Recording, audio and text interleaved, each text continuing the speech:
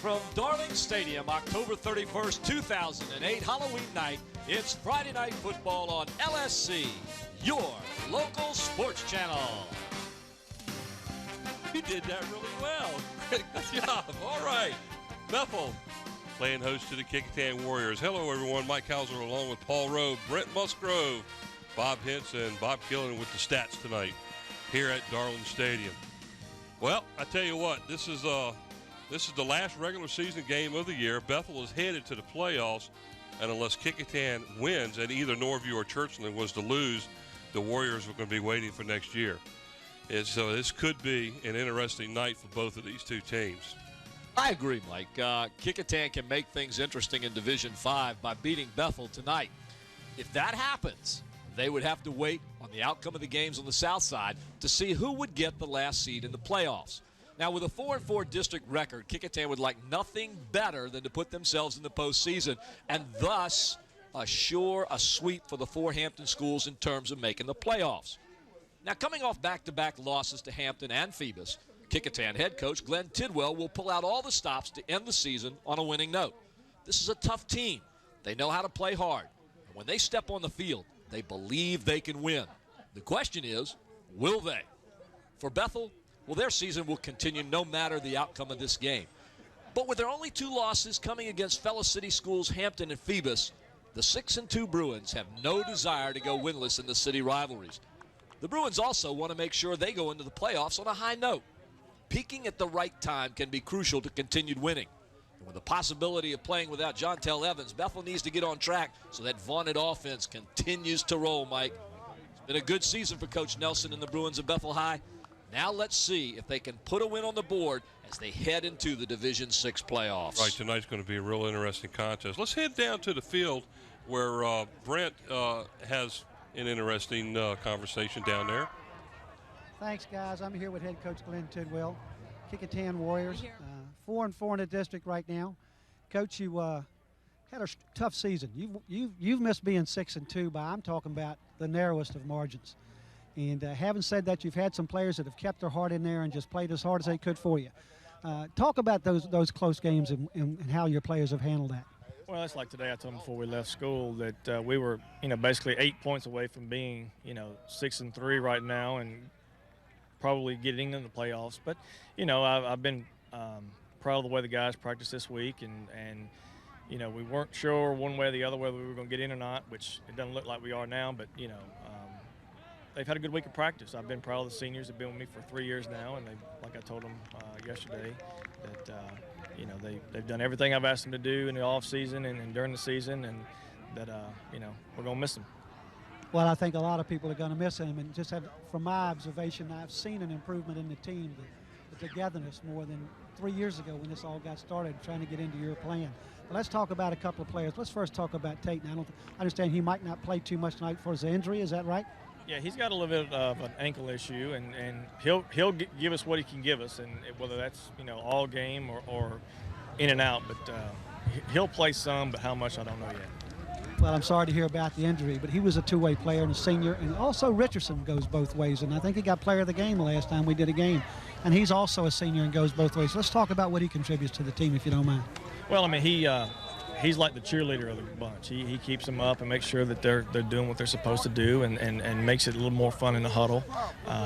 Been a great leader for me this year as a senior, and he's one that I wish I had around another year or two. So yeah, I was going to say, these are a couple of guys you'd like to have a couple more years around if you could. Well, let me get to the last question. Like I say, it's been a tough season for you. And Bethel has had some close games just like you have. I see a lot of comparisons as far as toughness and schedule, and you've had the toughest one coming down the stretch. So if you would tell me what you see in this game tonight, means a lot to you, be a great win to go out on, and are your kids thinking that way? Oh, yeah. I mean, we know that we could easily have a much better record than we have now. Overall, Bethel's got a great football team. They throw the ball around a lot and run it here and there to keep you off balance. And the guys are up for that challenge tonight to stop.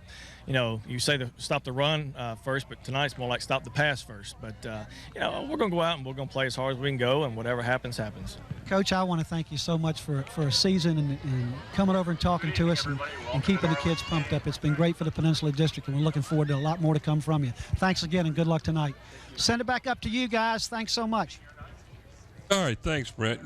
Tonight's game gives us the opportunity to showcase a couple of dandy running backs here in the Peninsula District. One of them, Dante Bracey of Kecoughtan. The other one, obviously, is Jontel Evans of Bethel. We may not see Mr. Evans tonight because of an injury. We hope he gets to play and he's healthy because he is the main cog in the offense for the Bethel Bruins. So let's take a look at the rushing game for tonight's game. Well, Kecoughtan is a running team, and it spreads its attack between three different backs. But make no mistake, Mike, Dante Bracey's the go-to guy. With 123 touches for 578 yards and 7 touchdowns, he can make the offense go. Pounding out 4.7 yards per carry, Bracey averages 64.2 yards per game for a team that lives by the run. If he can establish a rhythm and his line can dominate, Mike, he can be the difference. Now, as far as Bethel's concerned, you're right. Jontel Evans is the man. Got a slight little bit of an injury here. We probably won't see him as much as we normally would.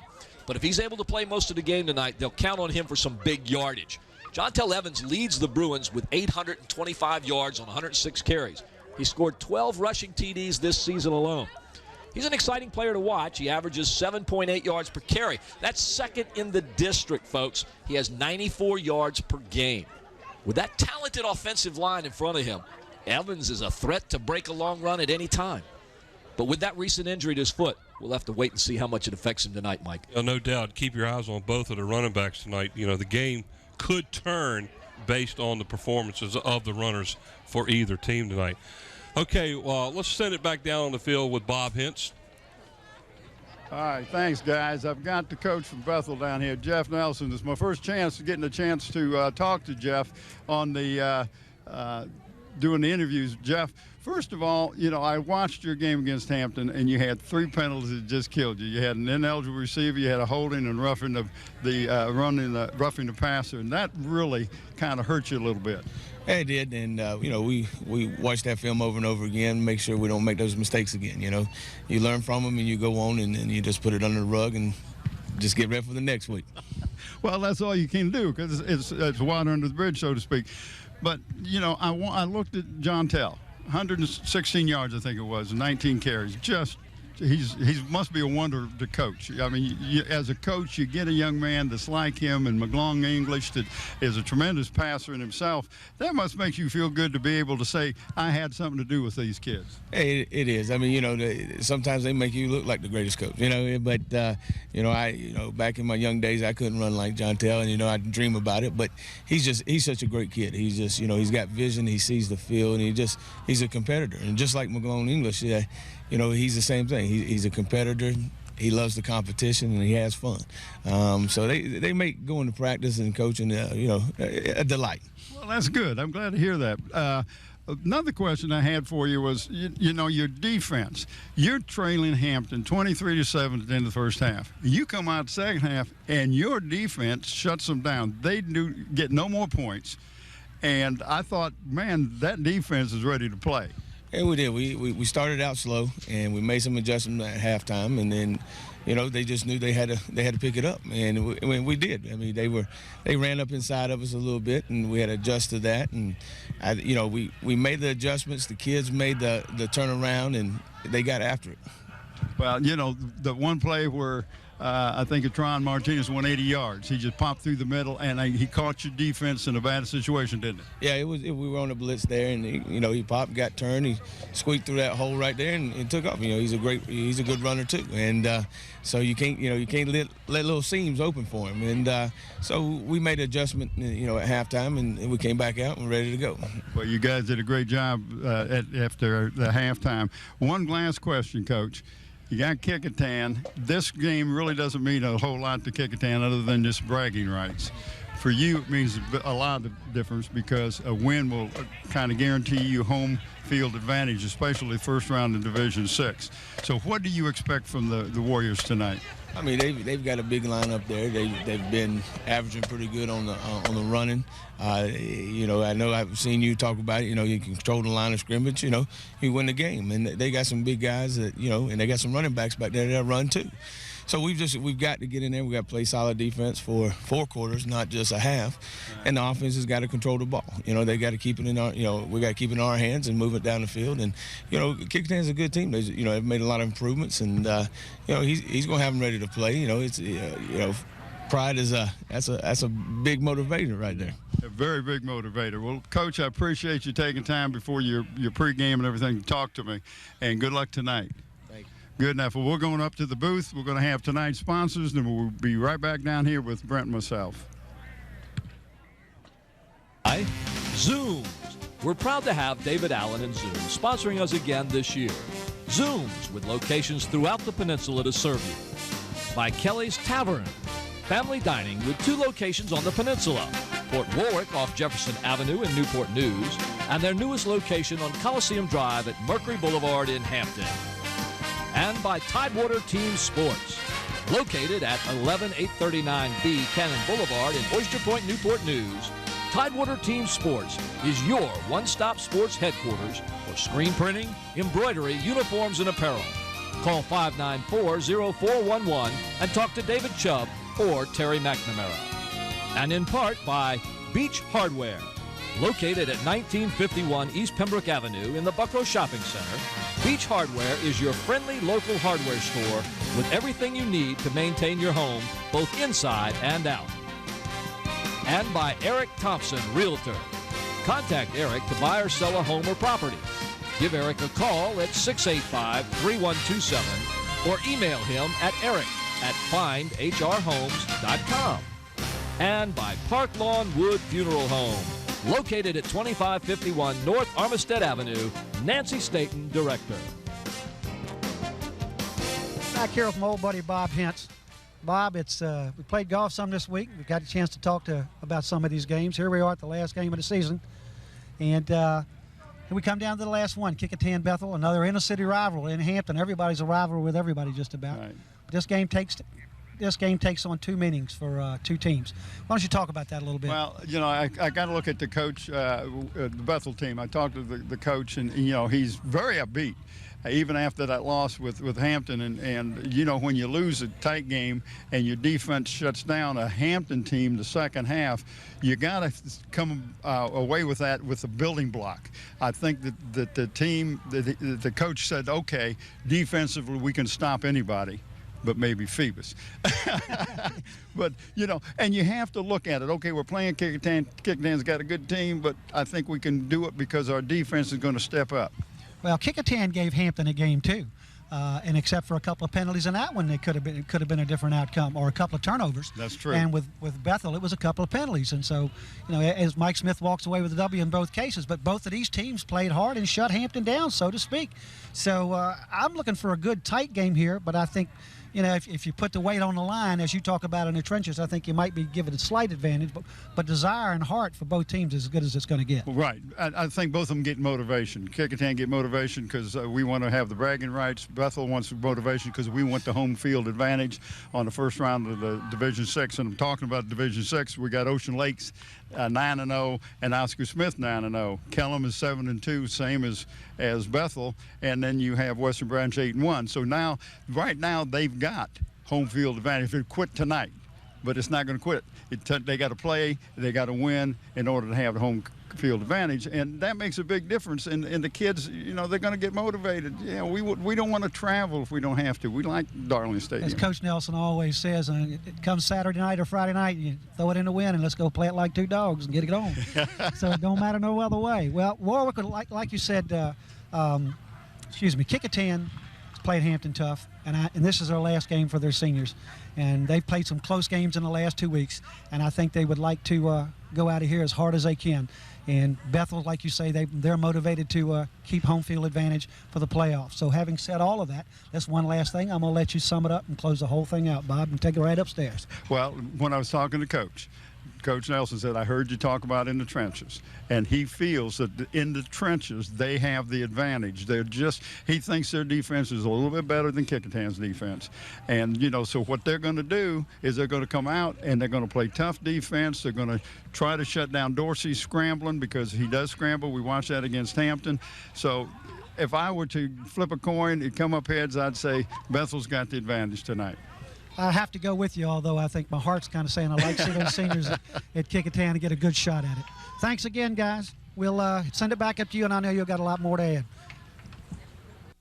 All right, thanks, guys. Well, we've looked at the running game on both teams. We need to look a little bit at the passing game, and this, to me, is the key to the game. And I think as far as I'm concerned, the nod's going to go towards the Bethel Bruin passing attack. What do you think? Well, as far as the passing game goes, Mike, Kecoughtan only goes to the air about 10 times per game. Quarterback Anthony Dorsey's thrown 90 times. He's completed 38 for 542 yards. With 13 interceptions and 4 TDs, his 60 yards per game is a modest number. Just remember, Dorsey is just as likely to run the ball as pass. So the passing game, not a real big focal point for the Warriors. That's where they did a job handling the Hampton defense a couple of weeks back, was Dorsey and his scrambling. Now, Bethel, however, as we well know, has the top quarterback in the district. Mike, Eris McGlone English throws more than anyone in the district. His #1 district ranking in passing is well-founded. He has 110 completions on 202 attempts, a completion ratio of over 50%. With 1,479 total passing yards, he's 13 TDs and only 5 interceptions, Mike. You can be sure this young man will throw the ball and connect. I think that's what's going to be the key, really, to tonight's game. My personal opinion is McGlone English's arm is going to carry the Bethel Bruins tonight, and that's the defense for the Kecoughtan Warriors is really going to have to come up big with their defensive backs being able to cover those wide receivers, and not to mention the running backs out of the backfield too. So that's something that we will have to look for. And this is going to be this should turn out to be a pretty decent game. It's not going to be like some of these other games that we've seen. My feeling is that a lot of the blowouts where we've ended up with a short game running clock. This game really matches a couple of teams that, as far as the stats are concerned, show them pretty even in a lot of categories, except for one, really, and that's the passing game. So I feel that Bethel's passing game may well be the turning point of this contest. It could be, and that's what we're going to have to find out tonight. Some of the keys for this game as far as Kecoughtan is concerned offensively, Kecoughtan averages about 169.4 yards rushing. Now, Bethel's defense allows 163 yards rushing per game. So Kecoughtan is going to be able to move the ball, I think, on the ground. The Warriors need to take advantage of this and pound away at the line. If they can get the ground game going, Mike, they can control the ball, they can control the game. But with Bethel's secondary giving up 115 yards per game, Kecoughtan might want to go up top. If Dorsey can make some connections, it's going to allow them to open up the running game. Now, defensively, well, we know that Kecoughtan is going to have to play one of its best games defensively, period. As you can see on the graphics, they give up some yardage. They'll be challenged on the ground and especially in the air. If they can shut down McGlone English, go one-on-one with Evans, they've got a chance. A big if, Mike. Now, for Bethel, the keys for them offensively, they've got the most balanced offense in the district. They average 166.3 yards rushing and 165 passing. Talk about balance. They run, they pass. They run, they pass. If Evans is okay, Bethel's going to ring up some yardage. But I think the game, just like you said, is in the arm of McGlone English. If he's on, Bethel could win this game.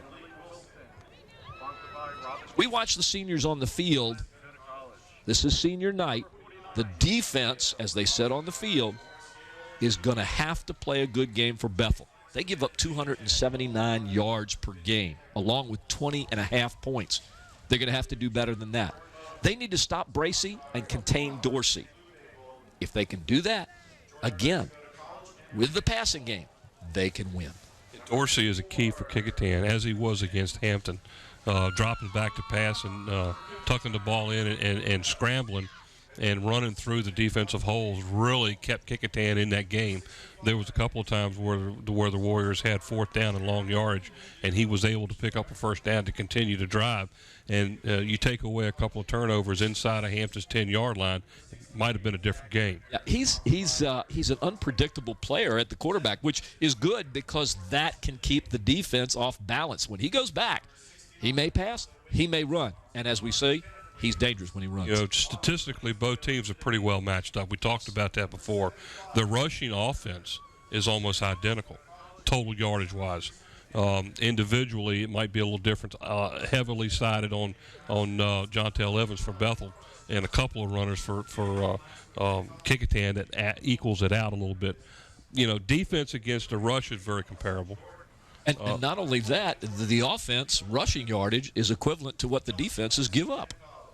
So, you know, even if the defense against the pass is similar, where they differ, you know, is definitely there's the passing game. Kecoughtan averages 65 yards a game, but Bethel's averaging 165 yards a game. That equals, like you were saying earlier to me, that equals to at least a touchdown anytime any way you look at it. You overpass a team or average passing more than 100 yards a game more than another team, you're going to get more scoring, obviously. And with 165 yards of rushing, 165 yards of passing, like you said, it's about as balanced an offense as you could ever hope to have. And the Bethel Bruins and their seniors this year have really stepped up and done a very good job. So as we look on the field, again, it's senior night, and boy, do they have a lot of seniors on this squad this year. So they're playing. They're going to be playing their hearts out tonight. Look at that lineup down there. They have, I mean, Mike, looking at them on the screen here and over the top, they stretch from the 20-yard line on one end to the 25-yard line on the other end, and they're still coming out on the field. Yeah, what they're doing now is they're announcing the seniors on the cheerleaders and the band members too. So there's lots of young folks out there on the field that'll be leaving the school this year, graduating and going on to better things, and you better believe that these young men that are running off the field right now, heading towards the rest of their teammates, they're only wanting one thing tonight. They want the W. A W tonight doesn't necessarily guarantee them the home field advantage, but it certainly puts it in their court. Losing it, they'll end up probably ranked 5th and have to travel to play in the first round next week. Currently, it looks like the Phoebus Phantoms will be opening up as the number 1 seed in the region, and they will start Friday night here, which we will carry live. And Saturday, if Bethel was to win tonight and everything works out the way everybody thinks it's going to on the south side as far as the PowerPoint is concerned, Bethel Bruins will be here, I believe, at 2 o'clock in the afternoon. It's either 12 or 2. 12 or 2, right. Yeah, on Saturday. It is 2 o'clock. Thanks. There, guys, tell us now. So a Bethel win tonight, and the right things happening over there. Bethel will host a game Saturday at 2 p.m., and, of course, we'll be carrying that one live here also on our local sports channel. Oh, it will not be live. Sorry. Okay, so we won't be carrying it live. It will be tape delayed, and everybody will get a chance to see it anyhow. So, there we go. The game, October 31st. Mike, it's Halloween night. It's Friday night, and it's not that bad. The weather is good. Little on the chill side. Well, compared to last week, it's real good. It's warm up in the booth. I mean, I've got a little bit of a long sleeve on here, but it's comfortable. You, everybody of course, was always you. wear that. Well, you know, I get chilly every now and then. Everybody was teasing you. I get chilly every now and then. But it's a good night, ladies and gentlemen. Once again, you're watching us live on LSC, local sports channel. It is October the 31st, Halloween night 2008. We're bringing you the Kecoughtan High School and Bethel High School game, the last regular season game at Darling Stadium this year, and hopefully, as we've been talking about, a good game. We can get Andy to put up the district stats or the district standings. We can show everybody how things are going there. And as we speak, Andy comes through. That man is fast. Obviously, everybody knows the team to beat now, possibly even in the States, the Phoebus Phantoms, as you can see, 9-0. And I fully believe that the Phantoms their only hiccup this year is going to be the team that beat them last year in the state semis, and that's Stonebridge. And that's an organization up there that is on a roll. They're averaging a 50-point margin between winning. Their point margin of victory is what I'm trying to say. The margin of victory is over 50 points a game. Exactly. Every game this year has been a running clock. They have an outstanding offense and defense, and so that's where we're going to see the matchup again. They're your officials for tonight. Larry Turlington is the referee. Will Gibbs is the umpire. The lineman is Todd Tucker. The line judge is Tony Krug. The side judge is Tony Brown, and the field judge is Mac McGahee. Those are your officials as they get ready to bring on the captains of both teams, as they'll call them on there, and hopefully we'll be able to listen to Mr. Turlington as he hands out the officials' requirements on the game and do the coin flip and decide who gets to kick off and who will be receiving and which team will be defending what goal.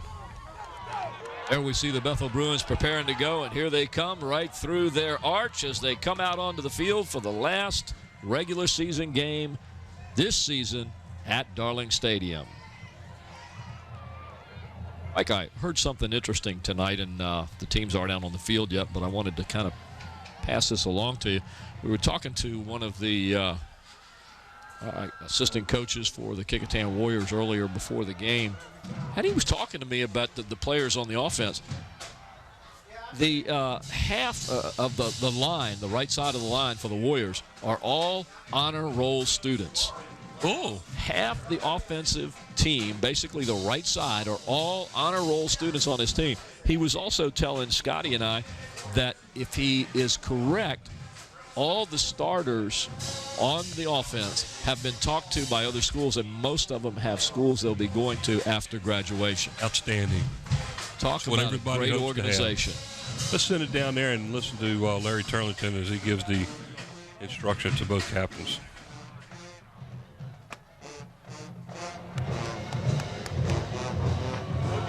Kecoughtan Warriors won the toss and have deferred as they will be kicking off, and the Bethel Bruins will be defending the west end zone, and Bethel will be going offensively left to right. So as we get ready, let's show the starting lineups for our Bethel Bruins.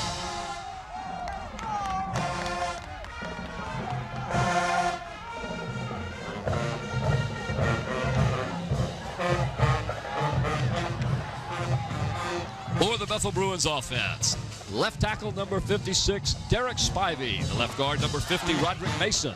The center number 52, Jordan Bowen. The right guard number 51, Cameron Shern. And the right tackle number 59, Reginald Woodhouse. The wide receivers, number 7, Maurice Henry, and number 12, Terry Clark. The split ends, number 18, Tim Hartwell, and number 33, Franklin Spruill. The tailback tonight, number 14, Jontel Evans. And the quarterback, the man to watch, number 2, Eris McGlone English. All right, now we will get ready to show you the defensive starters. And here's the defense for the Kecoughtan Warriors. The left tackle, number 39, Rashawn O'Neal. At nose guard tonight, number 21, Julius Gibson. And the right tackle, number 49, Xavier Ely. The outside linebacker, number 6, Greg Richardson. The middle backer, number 11, Hakeem Garner. The weak side linebacker, number 13, Robert Lopez. And the other outside linebacker, number 17, Josh Morris. In the secondary, the two cornerbacks, number 1, Aaron Matthews, and number 14, Jace DePriest. The free safety, number 2, Grant West. And the strong safety, number 7, William Tate. Mike? All right, Kyle Lawrence now kicks off for the Kecoughtan Warriors. It's short and is caught at the 24-yard line. We'll let you know who that gentleman is that carried the ball as soon as we can pick up his number. And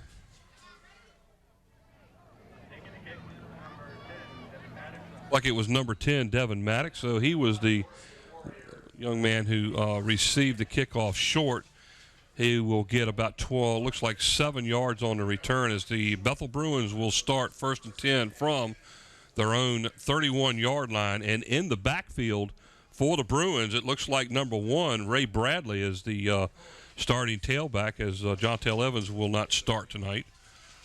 McGlone English is the quarterback in the shotgun, and Bradley on to keep handoff right up the middle for a pickup of about 7 on the play. On the stop for Kecoughtan was number 13, and that is Robert Lopez. So that gain of about 6 or 7 on the play. Let's see where they mark it. We'll give them 6 on the play. That'll bring up a 2nd down and 4. Saw the replay there, and folks, as the play gets ready to start here, we got some information that Jontel Evans may not play much tonight, but this young Bradley looks like he's going to do okay. Lone English on the keeper. He fakes to Bradley up the middle and runs for a 1st down out near their own 45-yard line. 8-yard gain for McGlone English and the Bethel Bruins. 1st and 10 at their own 44-yard line. Nice run by McGlone English as he gets some good yardage here. Got a nice block on the right-hand side. Picked up a good yardage, got the 1st down. Josh Morris on the stop for the Warriors. Again, McGlone English in the shotgun. Bradley on the handoff off the left side, and he's bottled up right there. He gets back to the line of scrimmage and brought down by number 13, Robert Lopez. No gain on the play, 2nd down and 10. Lopez making a nice play on defense here. As you can see it on your screen, he slants right through the line and is able to grab Bradley right behind and on the line of scrimmage. Good defensive play. Like he might pick up about a half a yard on the play. We'll still call it 2nd down and 10. Bradley again on the right side this time. Breaks a tackle or two, then is finally brought down by number 17. He fumbles the ball, but it looks like the Bruins will hold on to it. Number 17, Josh Morgan on the stop. Looks like he's going to gain about 5 on the play to the 49-yard line. 2nd down, or third, yeah, that's right, 3rd down and 5. Kecoughtan had a blitz that time, Mike. Picked up very nicely by the Bethel offensive line. Like McGlone English back to pass. His first pass is completed.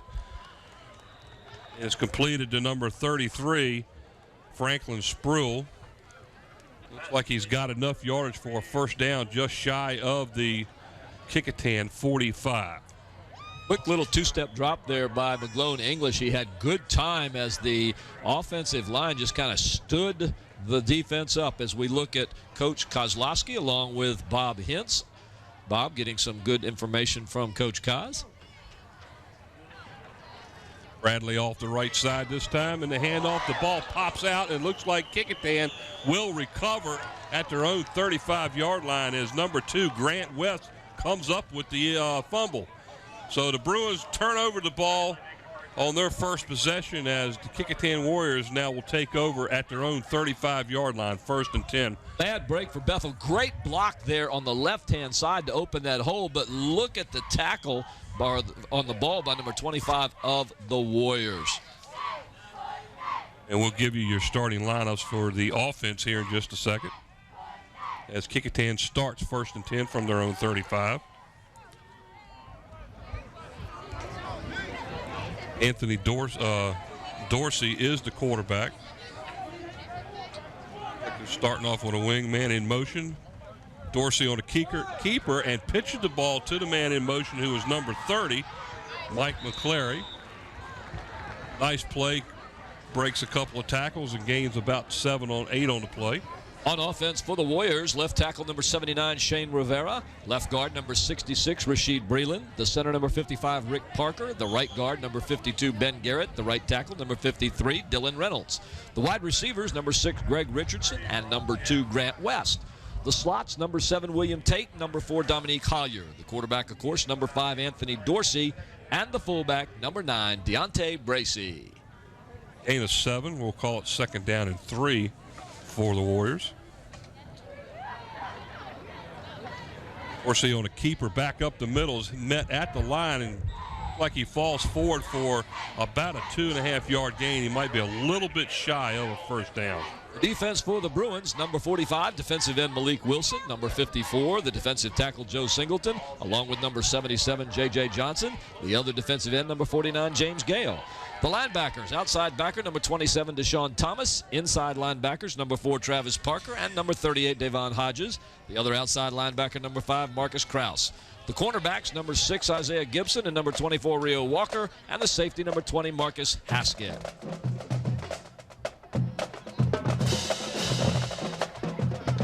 as timeout is called by the officials to do a measurement here. And he definitely has a first down as the ball sits just outside of the Kecoughtan 45-yard line. We'll call it first down and 10. 8 minutes and 41 seconds here in the opening period of play. No score as of yet. And with their first possession. A little bit of a small crowd here tonight, which is kind of sad because it is the last game of the regular season for both schools. And just football's good. You just got to come out and watch football.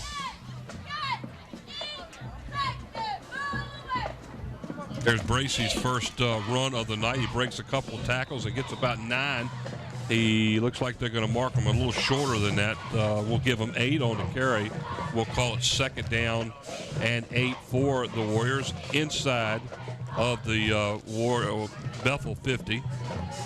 Second down and 2. Nice little spurt there we just missed on the play as Bracey saw a little seam there and got through it real quickly with a little two-step maneuver that allowed him to pick up 5 more yards. Prior to that, we saw some young ladies down there. Mike, you can have Halloween here.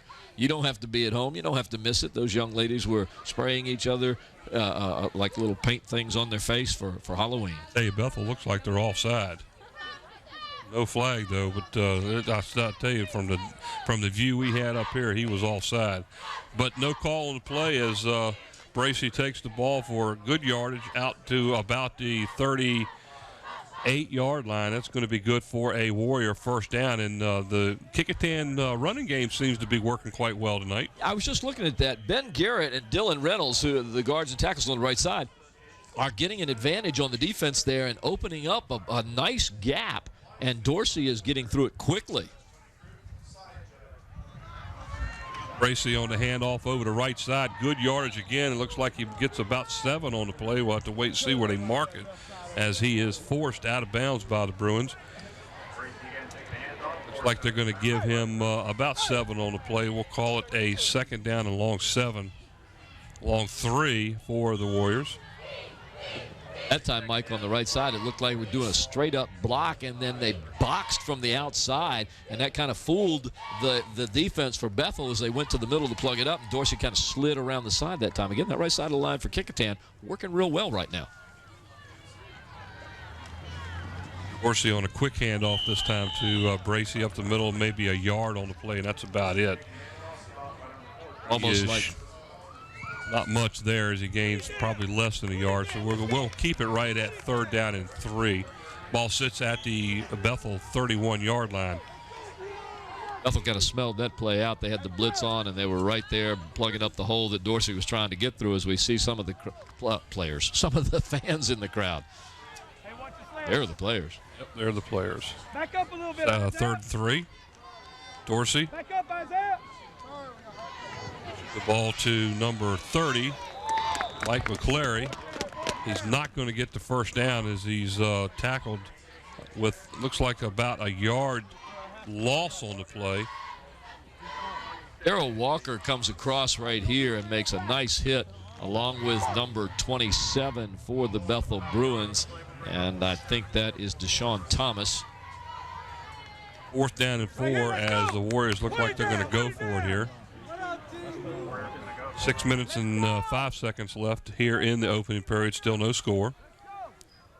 Faith in their running game right here.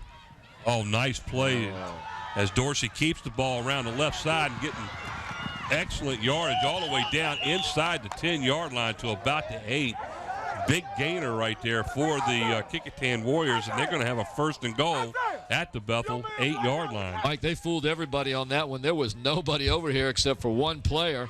And Dorsey got quick speed to turn that corner, and he just had some open ground to cover. And there was some great blocking by Grant West, number 2 for the Warriors on the outside to kind of open that up a little bit, allowed Dorsey to pick up a bunch of yards there.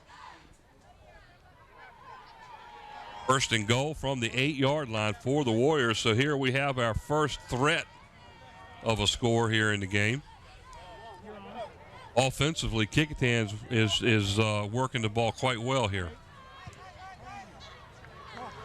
Dorsey hands the ball off to Bracey. Almost fumbled it, but Bracey was able to hold on, but nothing doing as a whole host of Bruins led by number 5, Marcus Krause, stops him at about the line of scrimmage. That's it.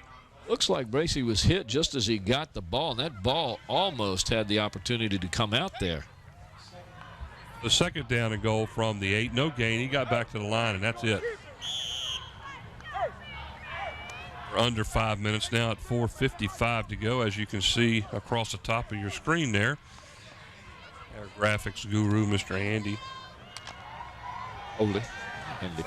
Andy Foley takes care of making sure everybody can see that. That's a new feature this year. That's pretty neat.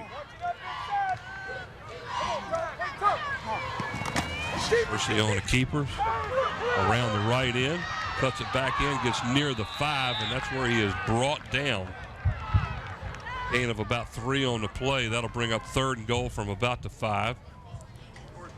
Bruin defense toughening up here close to the goal line. They're sliding along the side, and even though it looks like there's plenty of room out there, the quickness of the Bruins closed that hole rather nicely.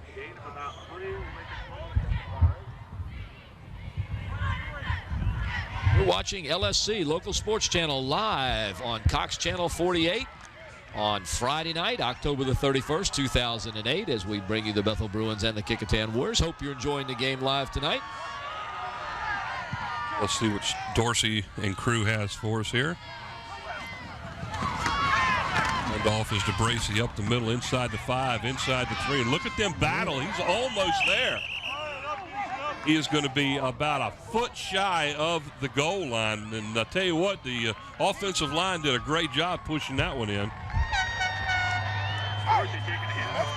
Watch this play as he just appears to be stopped right here, but he keeps going, he keeps moving, he keeps moving, he keeps moving.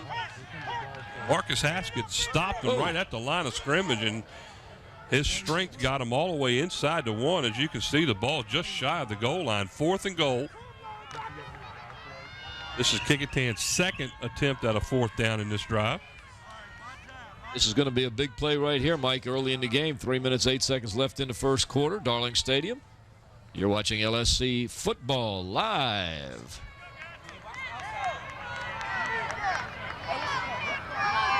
Here's some of our city's finest there. And let's see if Dorsey holds the ball and scrambles. Nope, takes the ball right up the middle. He's in. Touchdown, Kecoughtan, as the Warriors take advantage of the Bethel Bruin turnover on their first drive and do quite well offensively and drive all the way down the field and take an early 6-0 lead. On this one, Dorsey just grabs the ball, tucks it under, and he follows his blockers. He's got Rick Parker in front of him. He's got Rasheed Breland in front of him. He's got Ben Garrett in front of him, and they just plowed right into the end zone. Great job by the Warriors, Mike, to take that turnover and methodically go down there and using 4th down plays. 2 of them. Kyle Lawrence in to attempt the extra point, and it is good. So, 2:59 to go here in the first quarter play. The Kecoughtan Warriors lead the Bethel Bruins 7-0. Local Sports Channel, LSC Live. You can watch us on Cox Cable Channel 48. And a lot of people don't know this. You can watch us on the internet. Watch Dorsey as he goes through here, following those blockers right up front. He's just grinding his legs, pumping them out, and just riding the backs basically of the blockers to put him in the end zone. The center on the play that time did a great job penetrating, and that's what Dorsey did. He followed right behind him. So far, Mike, that you said it. The offensive line of the Warriors has done a good job tonight. They're opening up the holes, going downfield. They're very aggressive. Well, you know, Kecoughtan, even with their 4-4 district mark, they are a good football team, and they could very easily be 6-2 in the district, very easily. So here we go as the Warriors will kick off. Lawrence on the kickoff again, short to the far side down near the 20. Great play by the Warriors picking that one up, and they did a very good job as 12 or 21. It was number 12 on the stop, and that was Kendall Pentros. Watch this play. I thought he was going to get some yardage here, but he goes east-west rather than north-south. Yeah, he ends up losing about 6 yards on the play. So the Bruins will take over 1st and 10 at their own 16-yard line. McGlone English in the shotgun again. Hands off to number 1, Ray Bradley, and not much doing there as he might pick up about a yard on the play.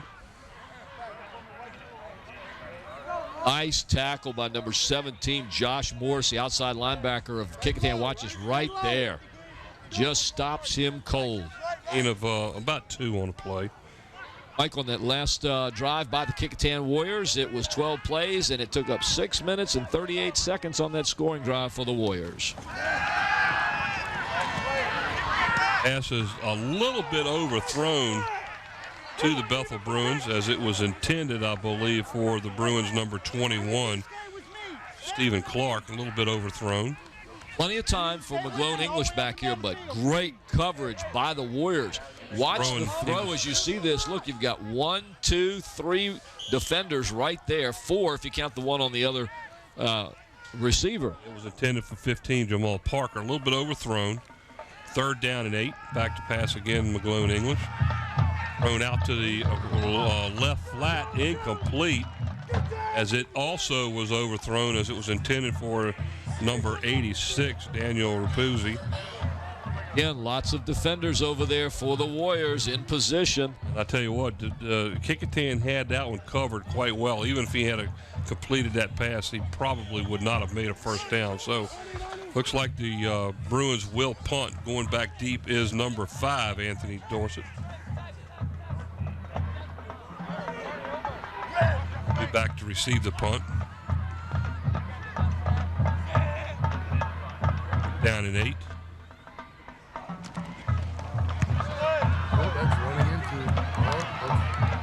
Nice punt as it's bouncing. It gets a Bethel bounce, and it's going all the way down near the 40, as Dorsey will stand there and watch it be. Yeah, there is a flag in the backfield. Might be able to see that on a replay. See if we've got a roughing the kicker here. Here's the punter right here. Nice punt. Whoa. Yep. Not a question there at all. Flag on the play. That one will hurt Kecoughtan.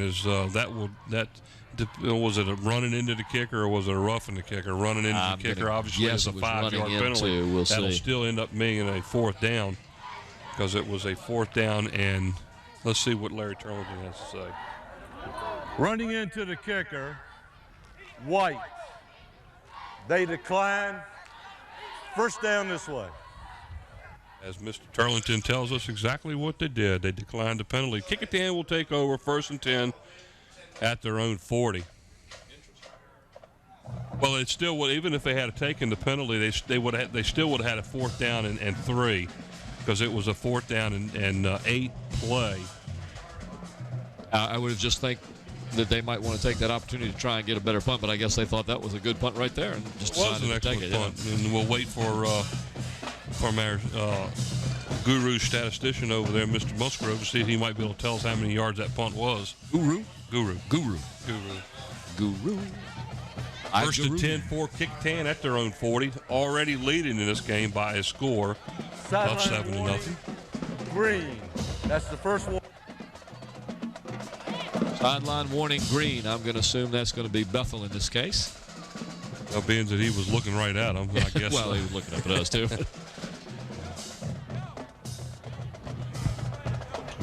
Dorsey under center. Keeps the ball, rolls around the right side. Bethel had that defense pretty well, as he's going to pick up about 2 yards on the play, as he is brought down by the Bruins, Isaiah Gibson. Give him 2 yards on the pickup, 2nd down and 8. Defensive end James Gale stays home on this one. You can see him over on the side. He's not going anywhere, and he just nails that play right there for Isaiah Gibson to get in and make the tackle. Great play by the Bruins. Sam Turner, also number 75, on the stop for the Bruins. 2nd down and 8.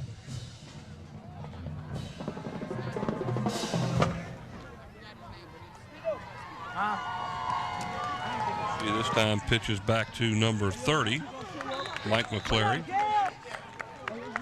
I think James Gale has decided that he's not going to let anybody around that side. What do you think? Very good. That's 2 plays in a row that he's done a pretty good job. He's going to lose both yards that he picked up. And one of the problems was nobody was blocking Mr. Gale.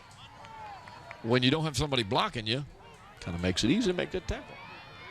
Obviously, the wide receiver on that side left the defense. Well, or maybe decided he had loss of 2 on the play. As it looks like we're getting close to the end of the first quarter. Kecoughtan leading 7-0. 3rd down and 10. Back to pass over the middle.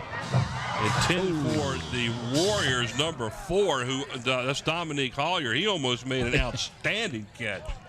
That was a good juggling act he had going there for a minute. I was like you. I'm watching the screen thinking, this guy's going to make this catch. Watch this. I'm not so sure this wasn't almost a busted play here. Throws it sidearm. It's tipped by the Bruin defender. Now watch this. 1, 2, oh, just out of his hands. Isaiah Gibson, number 6 for the Bruins on the stop. 4th down and 10 as the Warriors will punt now. Short punt. Bounces at the 35, and the Bethel Bruins will let it roll. There is a nice play this time as the Warriors get a bounce on the ball as it goes all the way down to the Bethel 24-yard line, where Bethel will take over 1st and 10 as they trail with 19 seconds to go here in the first quarter. 7-0 to the Kecoughtan Warriors. Ladies and gentlemen, if you're at home watching this on Cox Channel 48, you're watching LSC, local sports channel, live.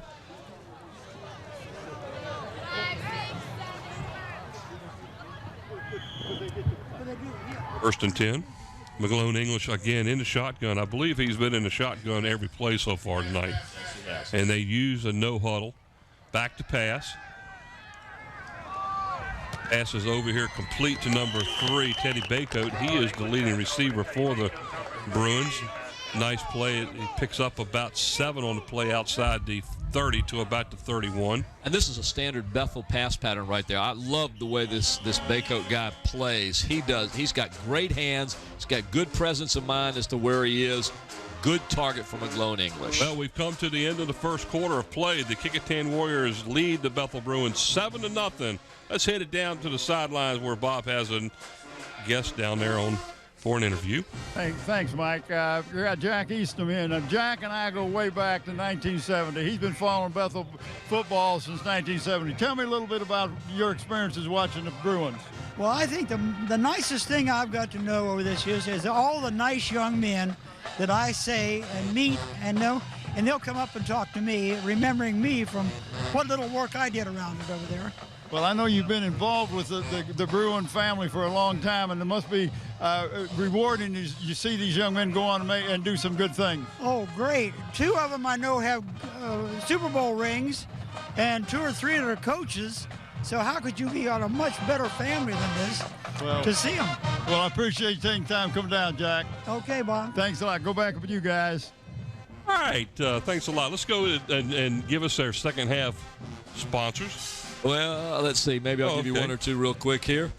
The second quarter of this game is sponsored by Beach Hardware, located at 1951 East Pembroke Avenue in the Buckrow Shopping Center. Beach Hardware is the place for all your hard-to-find hardware needs, including electrical, plumbing, and painting. And off to Ray Bradley, straight up the middle. Good pickup of, looks like at least 4 or 5 on the play. That's going to be good for a first down for the Bruins out near their 35-yard line.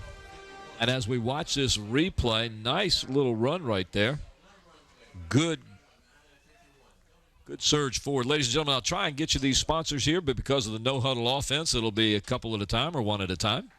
Lone English back to pass, being flushed out of pocket is well short of his intended receiver, number 3, Teddy Baycoat. Well, I think his arm was hit right there. The second quarter is also brought to you by Zooms, with great service and convenient locations throughout the peninsula that can save you time and money. As we see the replay there, he was pushed right on the back of his arm there. You could just barely see it. This quarter is also brought to you by Kelly's Tavern, family dining and delicious food. Join them for lunch or dinner at Port Warwick off Jefferson Avenue in Newport News, or on Coliseum Drive at Mercury Boulevard in Hampton. And by Tidewater Team Sports, located at 11839B Cannon Boulevard in Oyster Point, Newport News.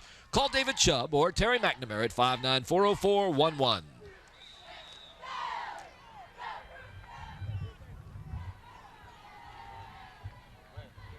And off to Bradley, that time up the middle on a quick hit. Gain of about 5 on the play, just shy of 5. We'll call it a gain of 4. Let's go with a 3rd down and 6. And if you just joined us, you're watching LSC Live, and it looks like Jontel Evans is not going to be in the game for a while today. Pass is over there, and it is completed to the Bruins number 15, Jamal Parker, for a 1st down outside of the Bethel 45. Looks like they're going to mark it just around the 47. That'll be good for the 1st down. That might have been number 12, Terry Clark, on the receiving end of that pass. Lone English trying to establish the passing game here, as we said he's going to have to do. That's where they're going to have the big advantage here, and we'll see what he does. Evans pitches to Bradley this time on a sweep to the left, and all the coaches up here on the Kecoughtan side are saying the Bethel Bruins are holding, but we didn't see it at this point, but it looks like a gain of about 8 to about the Kecoughtan. Look at this. He's got 3 blockers in front of him, and he gets hit by number 17, and he also runs into his own man there, but he had a good blocking wall in front of him, Mike, as he came around that corner. Gain of 8. Here's McGlone English on a keeper. He gets met about a yard shy of the line of scrimmage, and down he goes. Loss of about a yard on the play. We're going to call it 3rd down and 3 now for Bethel. Kecoughtan had the blitz on that one, Mike. Look on either side of the center there. They come in, and they just hit McGlone English before he can get anywhere. Nice defense by the Warriors. Initial hit for the Warriors was Justin Washington, number 42, and he disrupted that run real quick. 3rd down and 3 now for Bethel. McGlone English hands the ball off to Bradley up the middle. He's going to pick up about 5 yards on the play, and that's going to be enough for a Bruin 1st down. He had a hole big enough right there to drive a small car through. Look at that. Good gracious. He almost looked like he got a little bit of a face mask on it, but nothing was called there. 1st and 10 from the 41-yard line of Kecoughtan. McGlone English back to pass. Nice fake and nice pass. It was intended for number 12, Terry Clark, a little bit overthrown, and I tell you what, just a little bit under, and that would have been 7. Like that young man was open over. There's a good fake by McGlone English. He's got 3-4 steps on the defense, and that's a touchdown if that ball falls in. Incomplete pass, 2nd down and 10 at the 41. McGlone English again in the shotgun. On a handoff to Bradley, he gets back to the line of scrimmage and rolls around and falls forward for about a yard as he's brought down by the Warriors' number 42, Justin Washington.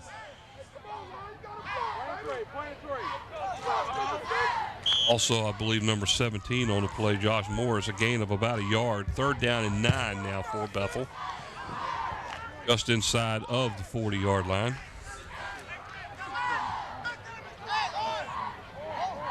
No huddle here for the Bruins.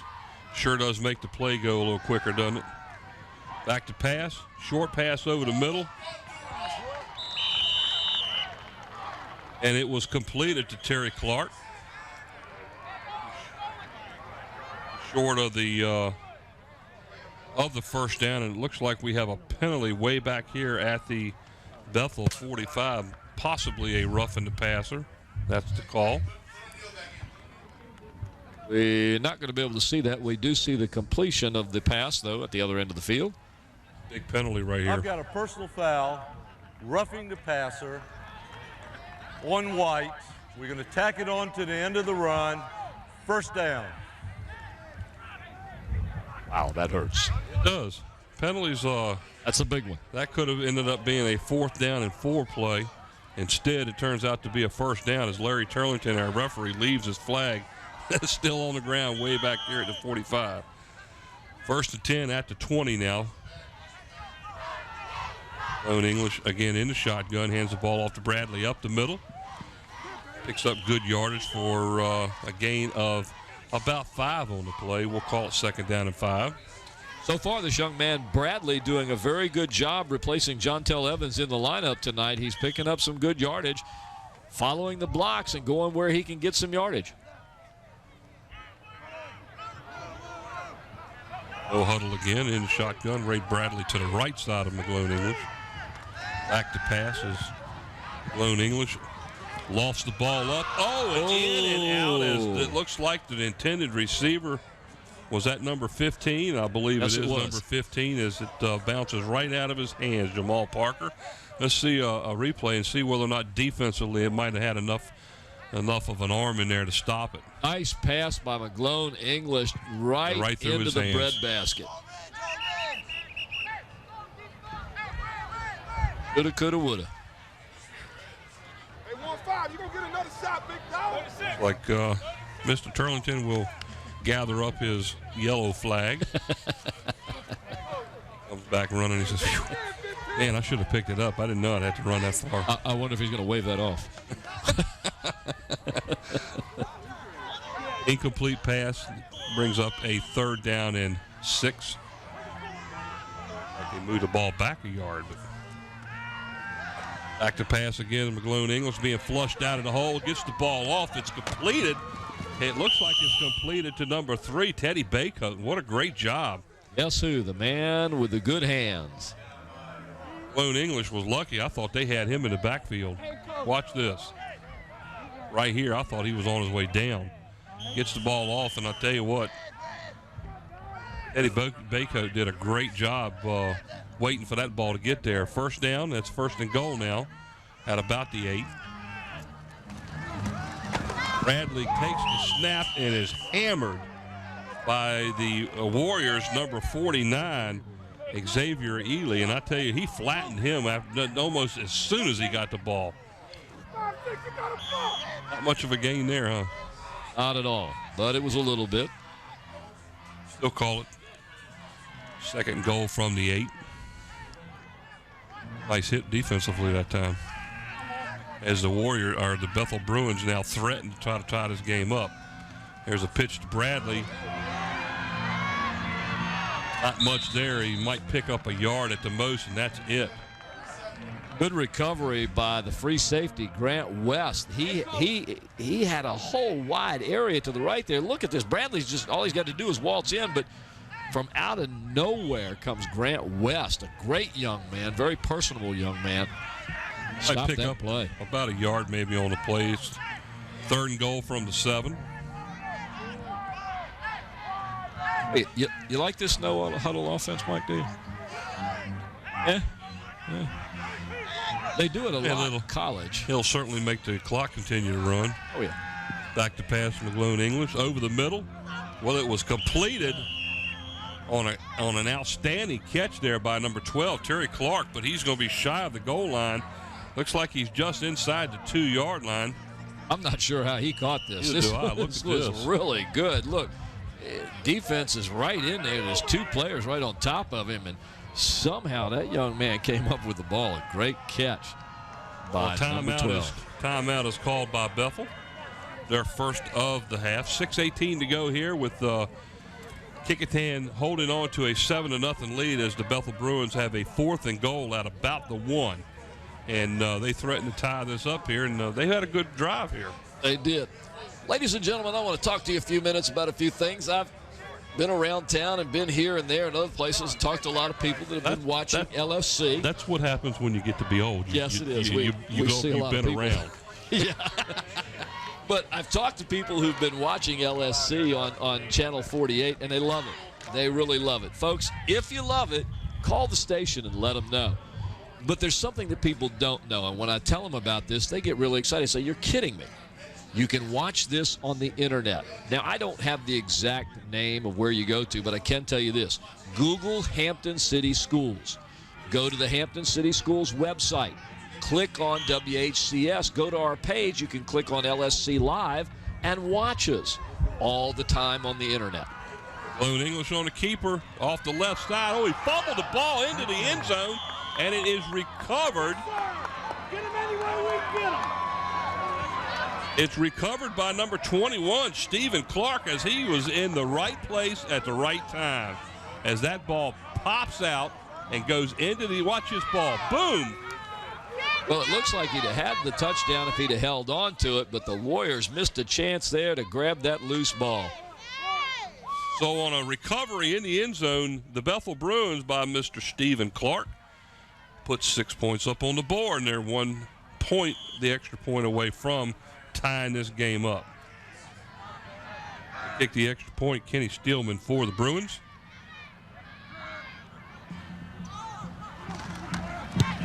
Kicks up, it looks good. It's definitely long enough because this young man's got a foot. It's good. So with 6:14 to go here in the second quarter play, we're all knotted up here at 7 apiece. There's that fumble recovery again, as you can see it on the right-hand side of your screen. The ball just came right out of his hands and just rolled into the end zone, and it was like a frenzy free-for-all there. And Bethel, fortunately for them, came up with the ball for the touchdown. Talk about being in the right place at the right time. Mr. Smith, the AD for Bethel. Again, ladies and gentlemen, let's get back to this internet. Please, you may have friends that want to see this. Send them to our website. Let them go see it, just like I'm going to send you down to Bob on the field. He has a special guest down there. Thanks, Paul. Listen, I got Todd Kelly here. They're going to retire your number tonight. That's got to be a big thing. But you and I go way back. When I coach football and you basketball, and you're playing football, and then go to Tennessee and then the pros. Hey, this is a great night for you. Well, it's all about being back in the Peninsula District. You know, the Peninsula District puts in D1 players every single year. And just coming back and being part of Bethel High School, which is history. You know, I think Allen Iverson's jersey's retired as well as Sean Gale. And being part of those names means a lot to me and coming back to the Hampton area. Well, I tell you, it's a pleasure to see you. You look like you still could go out there and play some ball. I appreciate it. Thanks a lot. Thank you. Thank you, All sir. right, let's go back up to the guys. Bob, real quickly. Go ahead. Ask Todd if his dad, Big John, is going to be here tonight. Is your dad, Big John, going to be here tonight? Yeah, he'll be here. Yes, oh, he's going to be here? Well, tell him he has somebody who wants to see him before he leaves the stadium tonight. All right, we'll tell him. All right, after the kickoff and run back, the Kecoughtan Warriors will have the ball 1st and 10 from their own 30. Of course, they own a keeper. Nice little move right there. It's going to be able to pick up an additional 5 yards and get the first down as he's finally brought down at about the 43-yard line. Watch this little hitch move right here. Right there. Picks up some nice yardage. Number 75, Sam Turner on the stop for the Bruins. You know, there's Mr. John Johnson. He's a man that takes care of the field out here at Darling Stadium. He's got on a Minnesota Vikings purple, which is making Andy Foley very happy in the truck. You know, going back to Todd Kelly, that young man has really grown. He's big. The last time I saw him, he was in high school, and he was still tall and large. And before that, he was a little bit thinner than he is now and a little bit smaller. I've known his dad for a long, long time. Used to see him in Dixie Diggs when I was there. I knew his dad in the shipyard back in the early 70s. 1st and 10 now at the 43. Handoff straight up the middle. Bradley gets free and gets all the way down into Bethel territory, down near about the 42-yard line. And I believe that was Bracey on the carry. Not Bradley, the other team. Bracey, nice open field run right up the middle. Just pulled the tackle off that one and then just bulled his way for the yardage. As we said at the top of the game, Bracey's going to be their go-to guy. He's the one that they're going to have to get moving to get that yardage. And if Kecoughtan just keeps pounding and pounding and pounding, their line's doing a fine job. Our 1st and 10 from the 41-yard line.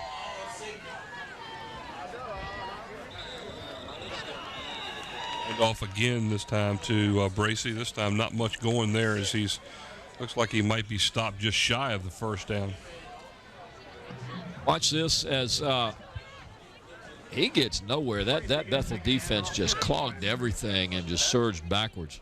Phillips for the Bruins. No gain. He gets back to about the line of scrimmage. Call it 2nd down and 10. Right at the Bethel 41. Well, we said these teams were fairly evenly matched so far. With 4:40 left in the half, they've done exactly that. Back and forth, back and forth. The key to this game is team's going to have the ball last and which one's going to make the fewest mistakes. Right up the middle. He's going to go all the way in for the score. Dante Bracey will go 41 yards up the middle for the score, and they caught the Bethel defensive backs a little off balance on that play. They sure did, but credit Parker, Garrett, and Reynolds up front for that hole, and then credit Mr. Deontay Bracey for splitting the defenders and just flat out running them, Mike. He beat him to the end zone.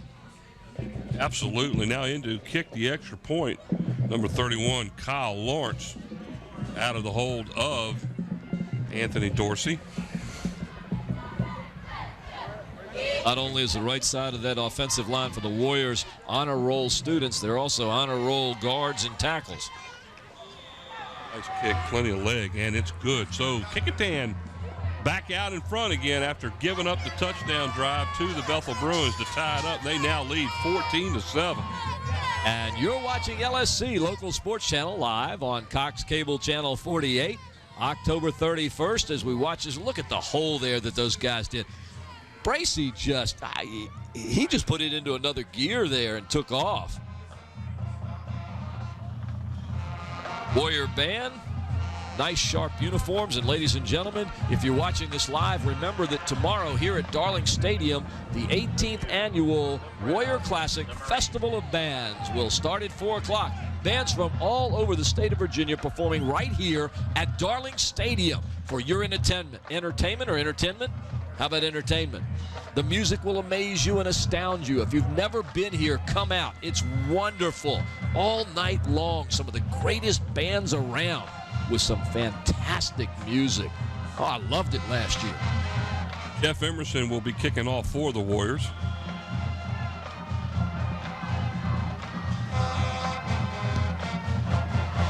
Drive kick to the right side, taken up by one of the short runners. And that's number 1 for the Bruins, Ray Bradley. And look out, he may go all the way. And he does. I believe he takes the ball at about the 25 and goes right up the sideline all the way in for the score. And the Kecoughtan Warriors take the lead, and then the Bethel Bruins come right back and tie it.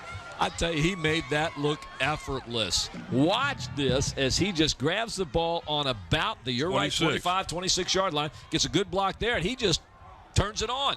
He's got the the kicker to beat. He beats him on the last desperate try. He's in. I know it had to be a lot harder than that, but he sure made it look easy.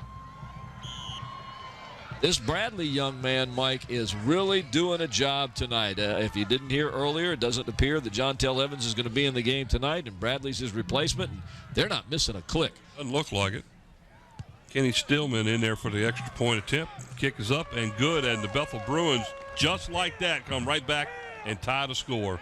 What did you say a few minutes ago? Who's going to win this game? Whoever has the ball last. That's right, and makes the fewest mistakes. And that was an outstanding kickoff return. Watch this. He had a good block right back there, another one there, and then he just takes it himself and it's like a stroll in the park almost for him.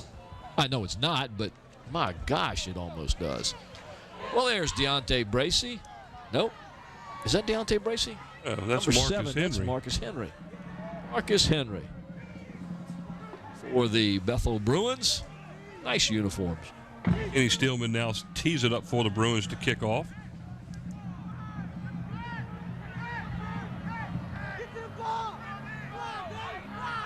Outstanding kickoff return by the Bruins that time. Let's see how the Warriors respond to that. I mean, they scored, and then boom, Bethel comes right back. Let's see what the Warriors do. There was Deontay Bracey, number 9, back there in the back. Stillman's kickoff is deep down the middle. Oh, and picked up right there by Deontay Bracey as the ball lands about a foot shy of the goal line. All the ball had to do was touch the goal line, and they would have got it on the 20. But instead, they're only going to have the 1st and 10 at their own 16. I don't think that ball was going to touch anything. I think that ball was just about, it was dead. He did the right thing right there. I know that seems silly, but you either have it on the half-yard line or you pick it up and go with it. I'll tell you what, he did the smart thing because it just died right there on the 1. So 1st and 10 for Kecoughtan at the 16-yard line. 4:02 to go here in the second quarter. We're knotted at 14. So this is a key game for Bethel, and everybody knows they need to win this in order to be able to get a home field advantage next week. They lose it, and they're going to travel. Kecoughtan has a possibility of making the playoffs with a win, so they have something to play for. Kecoughtan's Bethel's in the playoffs. Kecoughtan is not assured of anything, but one thing they are assured of, they have to win in order to be able to have a chance. Yeah, exactly. If they don't win, they can just toss it out the window. And with that new format that they started last year with 8 teams making the regional instead of 4, it opened it up to a lot of the teams that like a Kecoughtan who has played well and a possibility of ending the season at 5-5. But, I guess that's kind of like the fallacy of the system expanding the way they did. They bring a lot of teams with not so good records and get a chance to play. But it's been like that in the Division I's for years. I mean, the Division I's schools that are way out in the country, I mean, they're teams that don't have winning records that are actually making playoffs. Well, and also people are going to argue, teams like Warwick, teams like Kecoughtan, what would they be if the Phoebuses weren't there, if the Bethels weren't there, if the Hamptons weren't there? They're losing to those teams and winning against everybody else. They're saying, well, they can handle themselves okay in the playoffs. There's a handoff to, again, Dante Bracey up the middle.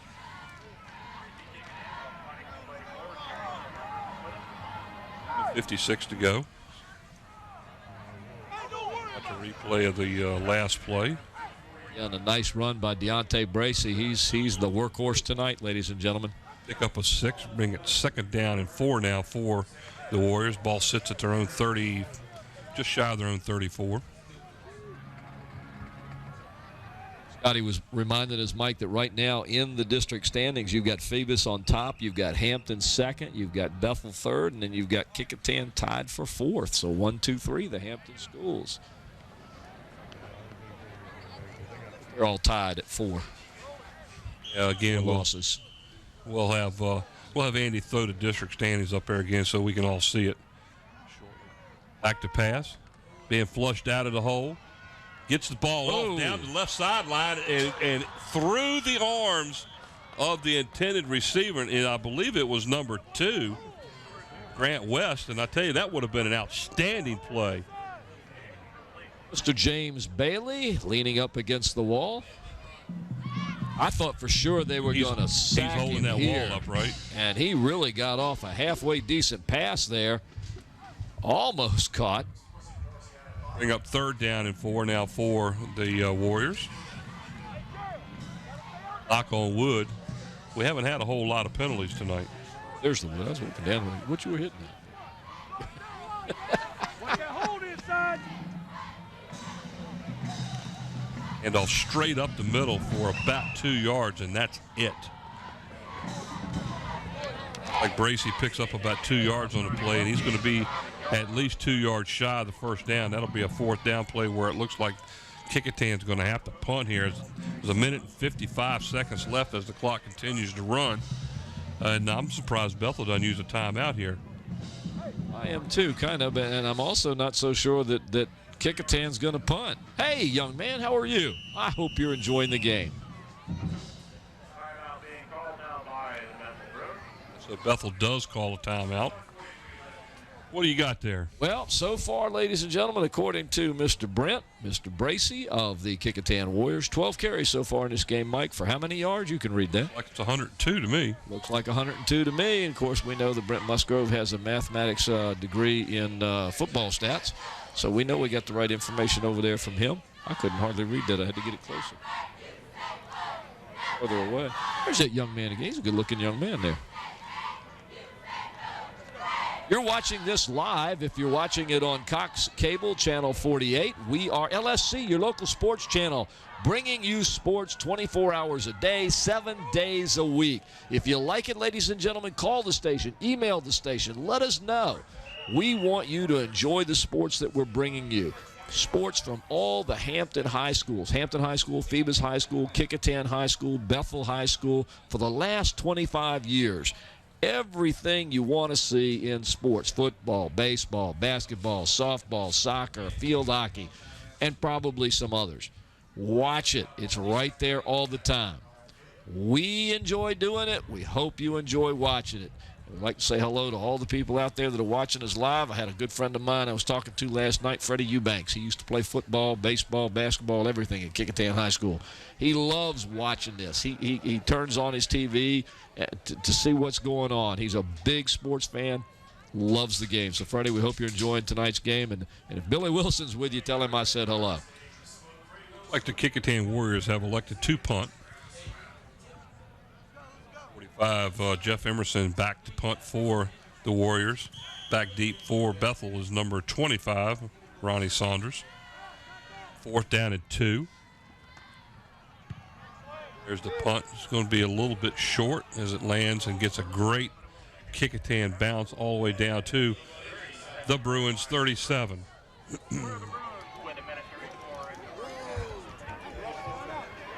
That's where Bethel will take over with 1:34 to go. Game's all tied at 14 apiece. There's Big John Kelly. Big John. Hey, Big John. And I knew he still he got had his wrist stuff on. I can remember years ago when he had that big old band, that big old van he used to have. Beth Mayer, our Director of Athletics. How are you, Miss Mayer? I wish John could hear us. I'd fill his ears. 1:34 to go here in the first half. Bethel has a 1st and 10 at the 37-yard line. Back to pass. McGlone English deep down the right sideline. Oh, it's completed. It's completed out there to number 12, Terry Clark, and he gets all the way down inside the 5-yard line. Mike, there's the difference we were talking about, the arm of Eris McGlone English. Watch this replay. What a pass. That one covered some territory, a little bit short, but the receiver was able to come back, made a nice move, Terry Clark did, to get that pass. That's about a 60-yard pass play for the Bruins. That'll bring up a 1st and goal from it, looks like the 4. Outstanding pass and catch by the Bethel Bruins. Nelson!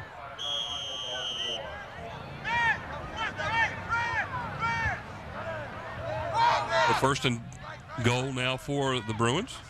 McGlone English hands the ball off to number 1, Ray Bradley, already with over 100 yards, and he's in for the score. What a turnaround. Big turnaround, and I'm liking what I'm seeing from this Bradley. He's doing a great job. He is a senior, 170-pound senior, and I'll tell you what, with their normal Jontel Evans running back not in there, Ray Bradley has come right in and filled the role quite nicely. He has, but what's that say for Spivey, Mason, Bowen, Shern, and Woodhouse, the offensive line? They do a good job. There's the extra point attempt. Stillman up and good. So Bethel now on a quick turnaround, a quick 14 points, is now out in front 21-7. That's twice they've struck quickly. 21-14. Once on the return. That's right. And once on the long pass. So Bethel using the quick strike has really turned this ball game around for them. Bethel now leads 21-14 with 1:03 to go here before halftime. Watch this pass play. Or excuse me, this is the touchdown. I'm sorry, I thought it was a pass play. Look at Bradley. Look at the hole there. Look at the hole. He is hit at the line of scrimmage and breaks a couple of tackles there and goes right on in for the score. Oh. Stillman lining up now to kick the kickoff for the Bethel Bruins. There you saw Bradley on the sidelines taking a well-deserved rest. This young man is just having a night tonight. For the number 13 deep, Robert Lopez for the Kecoughtan Warriors. Ball's kicked deep into the end zone, and that's will kill it right there as the ball goes into the end zone, and Kecoughtan will have the ball 1st and 10 from their own 20-yard line. Gracie wanted to run that one out. Yeah, he was ready to run. He was coming with it. Oh, gracious. A great game here at Darling Stadium, October the 31st. It's Halloween night, and, of course, Mike and I have our mask on. We're both out tonight as old men. So we see the concession stand, and we actually dyed our hairs gray. Yes, yeah, and the beards too. Yeah, there you can see us. We look like 2 old men. This is a costume that you can get anywhere. All you have to do is get a little bit older. That's right. Deontay Bracy with 12. You get to where you can't talk, too. 12 carries, 102 yards. I wasn't real sure exactly what happened there. We were looking at the stat sheet there, but it obviously was a big loss for Kecoughtan. Let's watch the replay here, folks. Good blitz. Dorsey sacked on the play as he's going to lose about, looks like about 8 yards on the play. That's going to bring up a long second down and 18 as the ball sits all the way down to the 12-yard line. And we're down. This might probably be the last play of the first half.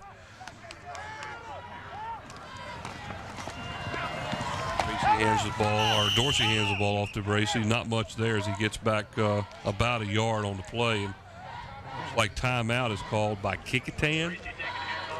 Let's see. No, they changed it now. It is called by the Bethel Bruins. Smart play by Bethel to stop the clock. This deep in the in Kecoughtan territory, they only have. That looks like that might have been their last timeout. So they used up their last timeout, but one more play and we'll end up going into the to the locker room for the half. Paul Rowe along with Mike Hauser up in the booth here at Darling Stadium, October the 31st, 2008, as we watch the Bethel Bruins and the Kecoughtan Warriors play the final game of the regular season here at Darling Stadium. Bethel headed toward the playoffs. Kecoughtan hoping for a win tonight and some luck with some teams on the other side to get in. We'll see what happens as this game is just a 7-point difference right now.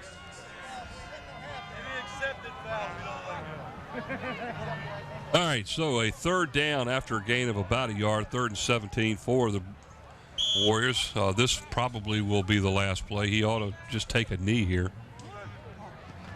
He will actually carry the ball, gain a couple out near the 15, and that should do it.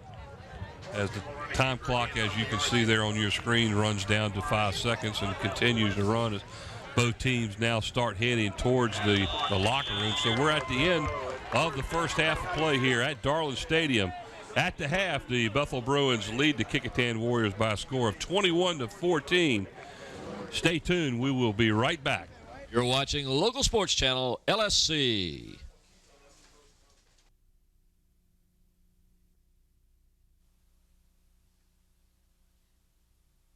All right, back here at Darling Stadium. Looks like the Bethel Bruin band is getting set to perform here at the half. Bring you a little bit of that as they get going, and there's a couple of special presentations that will take place out on the field here at halftime. Certainly are. They're going to do something that hasn't been done too many times here at Bethel High School, and that is retire a jersey of a former player. And that player being Mr. Todd Kelly, the young man that you see down there on the far left. Mr. James Bailey in the center. And Todd Kelly was a football player here at Bethel High School on the left. And like I said, I've known for quite a while when I was in another business working at Dixie Diggs Auto Parts. So I'm sorry, that's not Todd Kelly. Todd Kelly's on the far left over here with the long coat on. There, we can see him right there. I kept saying on the left, and there was somebody else on the left there. And there you see Ray Smith along with John Bailey, the principal. There's Kozlowski. Longtime head coach of the Bethel Bruins. A lot of young, how do you say this lately, older talent down there. Bethel High School, a great sports program. And what we'll do is we'll turn it over to the PA announcer and let you guys listen to what they're getting ready to do down on the field. 50-yard line will be Skip Bouchard, Colin Oliver, Dennis Kozlowski, John Bailey, William Beverly, Ray Smith, Frank Brown, and also the parents of Todd Kelly, Mr. and Mrs. John Kelly. What we would like to do tonight is to retire Mr. Kelly's jersey. Mr. Kelly, when playing for the Bethel Bruins, wore number 88. He attended Bethel High School from 1986 to 1989. He lettered in 3 sports: football, baseball, and track. He was All-State tight end defensive end in 1989. He was state champion in the 110 high hurdles, 1987. State champion runner-up in the 110 high hurdles, 1988. All-state baseball first baseman from 1988 to 1989. Drafted out of high school by the Detroit Tigers in the 11th round in 1989. He was awarded a full scholarship to the University of Tennessee in 1989. There he was all SEC All-American defensive end in 1992. He was a first-round draft pick, 27th pick in 1993 for the San Francisco 49ers. Super Bowl 29 champion with the San Francisco 49ers in 1995. He also played with the Cincinnati Bengals and the Atlanta Falcons. John now lives in Knoxville, Tennessee. Sells surgical implants for Covidian Surgical. He's joined out there with wife Renee, daughter Clark, son Todd Jr., parents John and Nancy Kelly. Todd, we'd like to thank you for all you did for Bethel Bruins sports. It's an honor to have you there then, and it's an even greater honor to have you here with us tonight.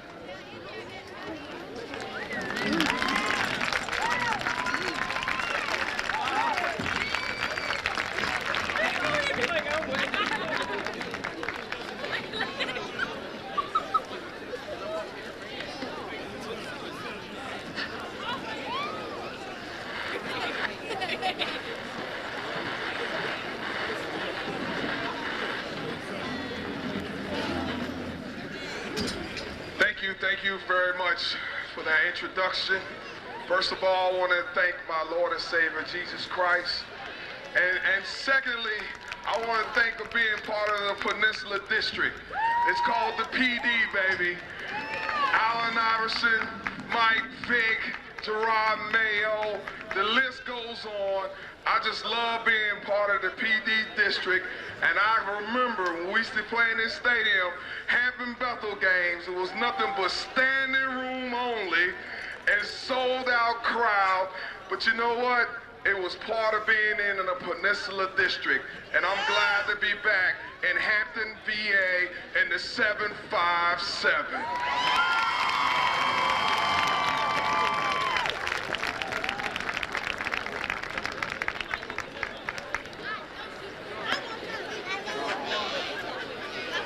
There he is, ladies and gentlemen, Todd Kelly, and you see some of the jerseys there. The one on the right, number 88, appears to be his Bethel jersey. The orange one, I am going to assume, will be the Tennessee jersey, number 58. And on the far right would be the one from the San Francisco 49ers where he was drafted. There you see in the left of your screen was Kozlowski.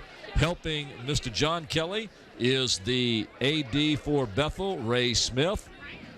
Beth Mayer in the cart with Mr. Kelly. John Kelly, always a big Redskin fan. His van was totally Redskin. Absolutely. With his the colors clothing, and all. as you can see, was Redskin. We asked him, now that Todd was drafted by the 49ers, what are you going to do with your car or your van? You going to buy a new one? He said, no. No. Well, he followed his son quite a bit. He did. Especially when he was playing as an All-American at Tennessee, and also his professional career over at San Francisco. Don't forget tomorrow, all you folks that like watching marching bands, and there are scheduled to have some outstanding ones here at Darling Stadium tomorrow, starting at 4 o'clock. I think there's about 19 of them, if I remember correctly. And the bigger the bands are, the obviously the more powerful they are. There will be a few good-sized bands out here, and I would assume that Kecoughtan's band will put on a performance too. Here on the screen, it appears that we have an award, some sort of monetary award by the name of the company, Vilcro or something like that. Velocity Sports, I believe. That's Scotty Tyson, the field hockey coach. They're getting some awards from the Velocity Sports. I believe they gave Kecoughtan 2 $500 scholarships. Ladies and There gentlemen, you see the champion field Outstanding. hockey girls team there. Rachel Carpenter on the far left there scored the winning goal yesterday against. There she is. She walks across the middle with her back to us. She scored the winning goal yesterday. Paige Dowdy on her right, on her left, our right, made all-district. Half of those girls made the all-district team, and half of them I taught at Jones. Great young group of ladies. All right, so while we sit here and look at the and enjoy listening to the Kecoughtan Warrior Marching Band. Sorry, it is the Bethel Band.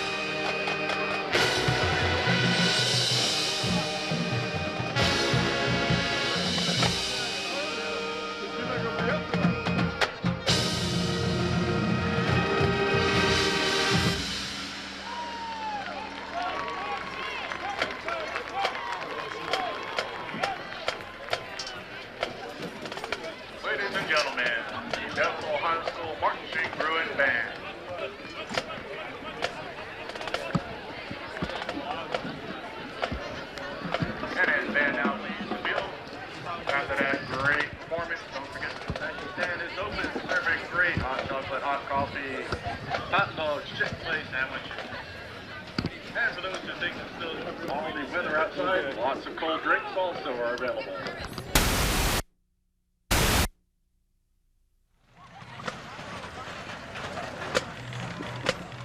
Well, I tell you what, Paul, that was an outstanding performance by the Bethel Bruin Marching Band. And I'll tell you, the people here that watch that live tomorrow night, they want to see some good bands.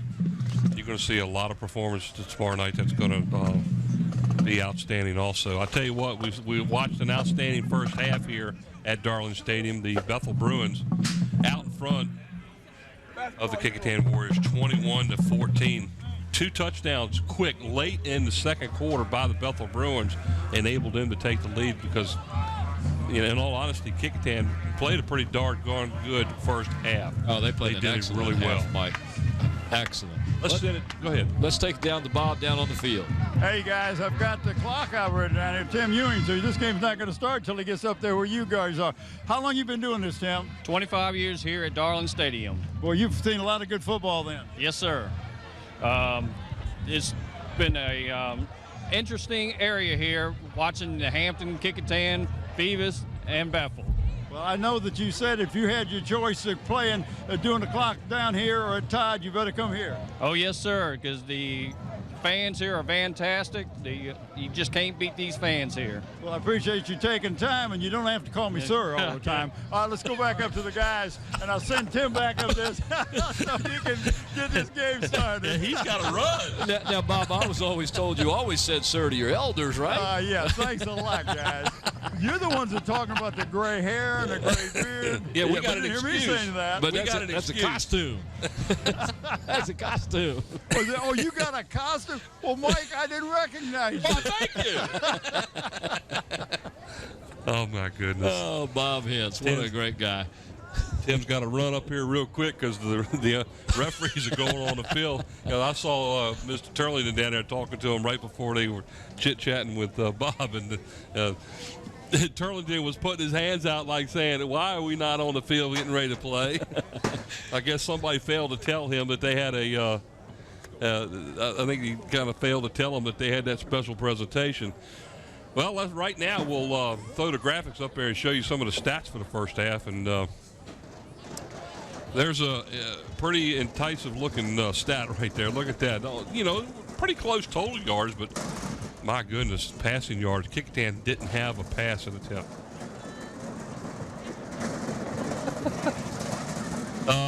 Bethel Bruins, 96 yards passing, and the Kecoughtan Warriors, none. Rushing yardage, Kecoughtan really did a good job running the ball in the first half, 131 yards to 59. Total yards, Bethel had a slight edge because of the passing, as we talked earlier, a key for Bethel, 155 to 131.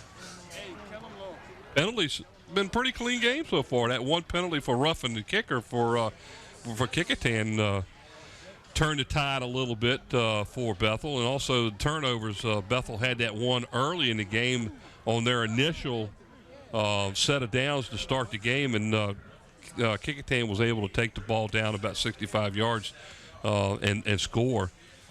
One of the things you're not seeing here, too, Mike, is we've got the information up here. The passing yards for the Bethel Bruins, 96. About 70 of that came on one pass that went for the score. And then what you're not seeing up here is the return that went how many yards? About 57, 58, something like that. 50-some-odd yards for the return 74? That gave Bethel those scores. Well, he says 74 yards. 74 officially. Yards. Yep. So, like you said, two big plays that put the Bruins on top, as you can see there on the screen as the stats go away. Pretty fairly matched up there. Well, we told you at the beginning of the game that statistically both of these teams during the regular season were pretty even matched. One of them obviously had a better passing percentage. The other one running. Well, Bethel was even both ways, running and passing. Kecoughtan was run heavy, lacking a little bit on the passing game, but and that has shown obviously with no passing yards tonight. Kecoughtan will receive to start the third quarter, as there is the kickoff taken all the way down at about the 5-yard line. And that is number 1 for the Kecoughtan Warriors, Aaron Matthews. He will bring the ball out just shy of the 20. It looks like they're going to mark it at about the 19-yard line. So Kecoughtan will take over 1st and 10 to start the third quarter play here. And the third quarter of this game, ladies and gentlemen, is sponsored by Eric Thompson, Realtor, a Hampton City Schools alumni and former athlete. You can call Eric at 685-3127 to buy or sell a home or property. And by Zooms. Once again, David Allen and Zooms are sponsoring student athletes in Hampton. Zooms with locations throughout the peninsula to serve you. By Kelly's Tavern, good food at good prices. Bring the entire family to enjoy one of their delicious meals at Port Warwick in Newport News or Coliseum Drive at Mercury Boulevard in Hampton. There's the snap, and it looks like it's a keeper by the quarterback Dorsey up the middle for a gain of about 2 on the play. We'll call it 2nd down and 8. And our last sponsor for the third quarter, Tidewater Team Sports. Located at 11839B Cannon Boulevard in Oyster Point, Newport News, Tidewater Team Sports offers screen printing, embroidery, uniforms, and apparel. Call 594-0411 and talk to David Chubb or Terry McNamara. 2nd down and 8 for the Warriors. Dorsey under center, hands the ball off to Bracey, and he's stopped right there. He won't even get back to the line of scrimmage. Looks like he's going to be brought down right at about the 21-yard line as defense for the Bethel Bruins came up big on that play. Oh, yeah. James Gale gets right in here and just stops that play going anywhere on the outside. That is the son of Sean Gale, the former Bethel Bruin and professional football player. 3rd down and 8, no gain on the play. He's lucky to get back to the line of scrimmage. Dorsey back to pass, being flushed out of the pocket. And, he got away from a heavy rush. Faked the pass and actually gets a few yards and a 1st down.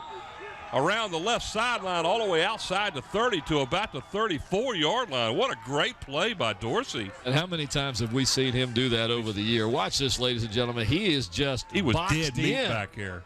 Gets away, fakes the pass. And that opened it up for him. Look at this.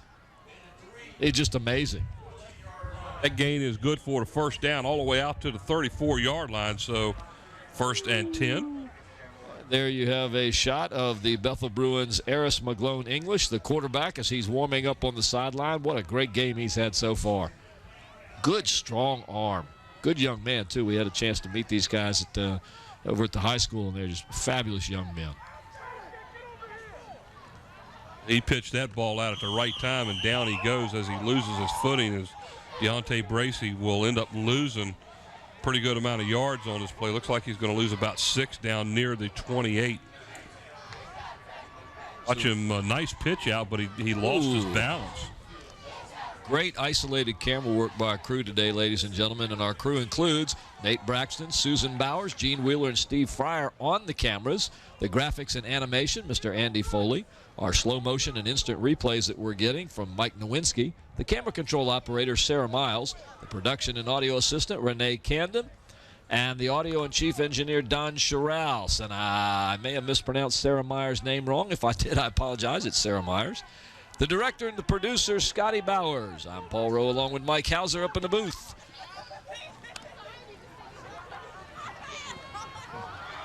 You better get that, because that's a backwards pass. They actually called that an incomplete pass.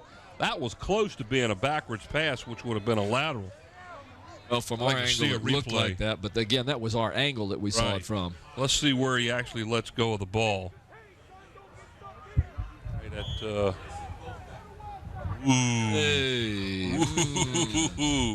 That ball looked to me like it was about a yard behind where the quarterback threw the ball. Again, we're up here at a different angle. Yeah, so exactly, and no matter Kecoughtan, what. I think, got a break on that one. No gain on the play, as they called it an incomplete pass. Let's call it 3rd down and about 15 now. Let's watch it again here. You can see Dorsey right on the line. He's standing right on the 25-yard line. Scotty says the ball drifts. Okay. Back to pass, a screenplay, and that's completed to number 9. That's Bracey. Not much there. He will get a few yards on the play, about an 8-yard gain, but that's going to bring up a 4th down and 8 for the Kecoughtan Warriors. Nice hit by Isaiah Gibson of the Bethel Bruins after the catch here. You'll see Isaiah right there, the nice tackle. Yeah, Gibson played that screen pass really well that time. 4th down and 8 for Kecoughtan. Punt situation. Ooh, they could have got that punt. End over end punt takes a Bethel bounce, comes back to about the 37-yard line, and that's where Bethel will start their first drive here in the second half, already leading 21-14 over Kecoughtan with 8:48 to go here in the third quarter of play. You're watching LSC, your local sports channel, live on Cox Cable Channel 48, as we see the retired jerseys of Todd Kelly, the one on the left, the one from Bethel High School, the one in the middle, his Tennessee jersey, and the one on the right side from the San Francisco 49ers, where he played pro ball. 1st and 10 Bethel at their own 37-yard line. Waiting for the officials to put the ball back in play. Here we go. Again, no huddle situation for the Bruins in shotgun formation. Eris McGlone English. And that looks like a 5-yard penalty that's going to be assessed against Kecoughtan for jumping the line of scrimmage. And while we take care of this penalty, here it comes. Dead we'll ball. See the replay. Encroachment White, 5 yards. Ladies and gentlemen, if you're enjoying this game tonight, please remember that we'll replay it Sunday, November the 1st at 7 p.m., Tuesday, November the 4th at 7:30 a.m. and 7:30 p.m., and on Thursday, November 6th at 9 a.m. and 9 p.m. So if you're enjoying the game, tune us in again. You'll be able to see it all in live color on replay. Live color on replay? Oh, the ball's dropped. It looks like Kecoughtan may recover the ball here, and they do. McGlone English hands the ball off and or attempts to hand it off, and the exchange never took place, and down on the ground the ball went. Watch this. The ball was never handled by the running back. And look at that. It looks like number 49 for Kecoughtan is recovering to Xavier Ely for. And there is another break that Kecoughtan was waiting to happen. 1st and 10 inside of the Bethel 38-yard line. 1st and 10. 8:39 to go here as Kecoughtan trails 21-14. And it looks like Kecoughtan may have done exactly the same thing. A bad handoff results in a fumble, and it looks like the Bruins, number 9, Dariel Walker, will recover the fumble for Bethel. So what's good for one is good for the other, right? Two plays, 2 fumbles, and we're right back where we were a little while ago. Yes, we are. Watch this replay. Dorsey turns around, and it comes right out. Running back never had it. Bracey never had it in his arms, and it just fell right to the ground. And unfortunately for the Warriors, the Bruins fell right on it. 2 consecutive miscues by one by each team results in Bethel having a 1st and 10 from their own 40. Nice little run there by the Bruins, number 25, as Ronnie Saunders gets the ball. Picks up about 3 on the play. There's a holding call against the Bruins, so that's going to be for naught, as it's going to push them back about 10 yards. Quick little announcement here, Mike, before the referees come back on. Well, at that time, he's coming on right now. So maybe. To say.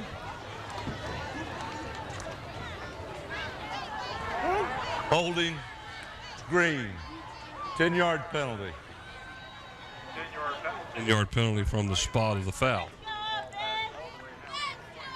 The ball is set back at the 30-yard line. That's again, it's a 10-yard penalty, and it will bring up a 1st down and 20 now, as they need to advance the ball to midfield to get the 1st down. 8:24 on the running clock to go here in the 3rd quarter.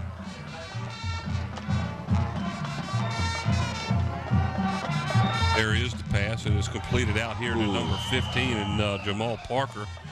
And nothing doing there, as he's going to end up losing a couple of yards on the play as the Kecoughtan defense really took care of business there. Number 17 on the stop, Josh Morris. Nobody stopped Morris at all. He was able to come right in there and nail that play before it got started. Loss of 2 on the play. That's going to bring up a 2nd down and 22 now for the Bruins. Lone English in the shotgun again. 4 wideouts this time. Back to pass. Over the middle, and it was overthrown to the intended receiver, number 15, Jamal Parker. Incomplete pass brings up a 3rd and 22 now. And that would have been nice if the ball, and most of the passes tonight so far from McGlone English have been overthrown. Yes, they have, which is really not like him. In most games we've seen, he's been the young man that's had just shy of 1,500 yards passing in 9 games. That's a lot of yards. And well over 50% completion. There's a screen that's set up really nicely by the Bruins. The reception is made by Ray Bradley out of the backfield all the way to the 40. And it looks to me as though there is a flag on the play again, as the referees have called timeout. Look at this nice setup. Nice screen. Bradley, who's done an excellent job of replacing Jontel Evans in tonight's lineup. And it looks as though Bethel may have had an ineligible player downfield. And that's when you have your screenplays, you have a tendency to see that call. Yeah, that happens quite frequently, so not a big deal. Ladies and gentlemen, if you are an alumni or a graduate of Kecoughtan High School in the years 1968 or 1969, or you know someone who graduated from Kecoughtan High School in ineligible, green. White declines, 4th down. 1968 or 1969. Keep watching your email and keep watching news, and we are going to be having a reunion for those 2 classes coming up, and information will be sent out to you. So if you are a graduate of 1968 or 69 Kecoughtan High School, or know of someone that is, let them know that they are ready to have a reunion, and they'll be contacting people soon. 4th down and 6 for the Bruins as they set in the punt position.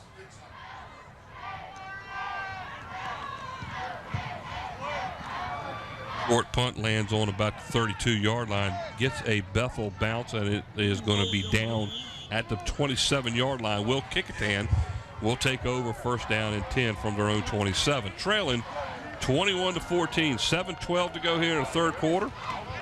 And nice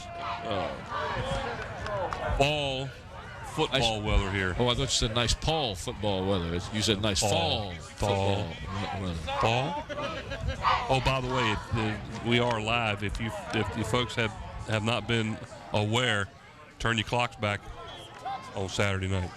What's tonight? This is Friday night. Friday night. So I don't have to turn it back till tomorrow? You can turn it back whenever you like. How far back do I turn it?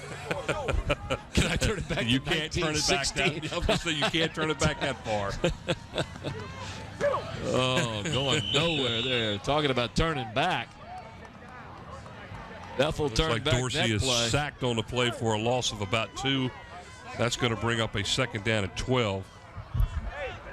Once again, Gale coming through off that side. He's a good young defensive player, but I guess when your dad is Sean Gale, you've got some pedigree right there, ladies and gentlemen. And he's played a whale of a game tonight on defense. Sam Turner also on the stop for the Bruins. Loss of 2. All right, I've been wrong on that. Sean is his uncle. Thank you very much from down in the truck.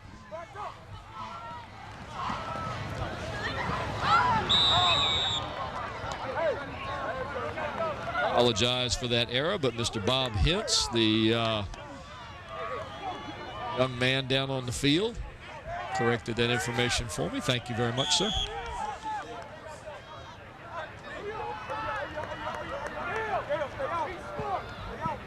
Loss of a yard on the play, 3rd down and 13 for the Bruins. I'm sorry for the Warriors. Well, I tell you, he looks like he's a lonely man up there. But I tell you, he's comfy looking. It looks a little chilly. Back to pass. The Warriors over the middle, overthrown to the intended receiver, number 14, Jake DePriest. Incomplete pass will bring up a 4th down and 13 as the Warriors will have to punt it away here. Either the first or second pass attempt by the Warriors tonight, and just well over everyone's head. In the punt the ball for Kecoughtan, Jeff Emerson. And number 25 for the Bethel Bruins, Ronnie Saunders, in there to receive the punt.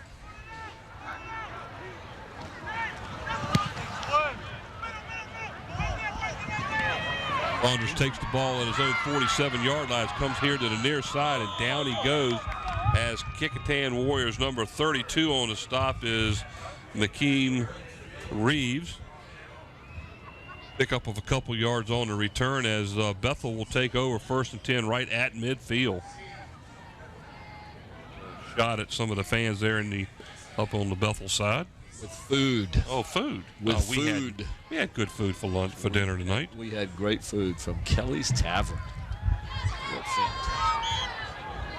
Into Kelly's Tavern, you need to get there, the corner of Mercury Boulevard and Coliseum Hey, Drive. that chicken salad wrap is outstanding. Any of their wraps are good. There's a handoff to Ray Bradley up the middle. He's going to pick up maybe about 4 on the play. He'll be shy of the 45.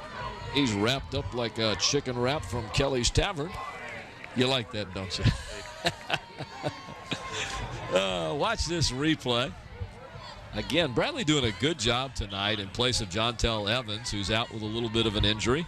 He's been he's kind of like been the star of the game here for Bethel today. Yes. Bradley's done an outstanding job. 2nd down and 6. Comes the blitz. Bradley again takes the handoff up the middle, gets inside the 40. He's got enough for the 1st down, so give him 6 yards and a 1st down for Bethel all the way down to about the 39. Outstanding run there. We'll see if we can get our statistician over there, Bob, to give us how many yards Bradley has on the night when he can get a shot at it. Maybe next year, if Kelly's Tavern sponsors us again, we can have the Kelly's wrap up play of the game. Hey, that sounds like a winner. Wrap up tackle.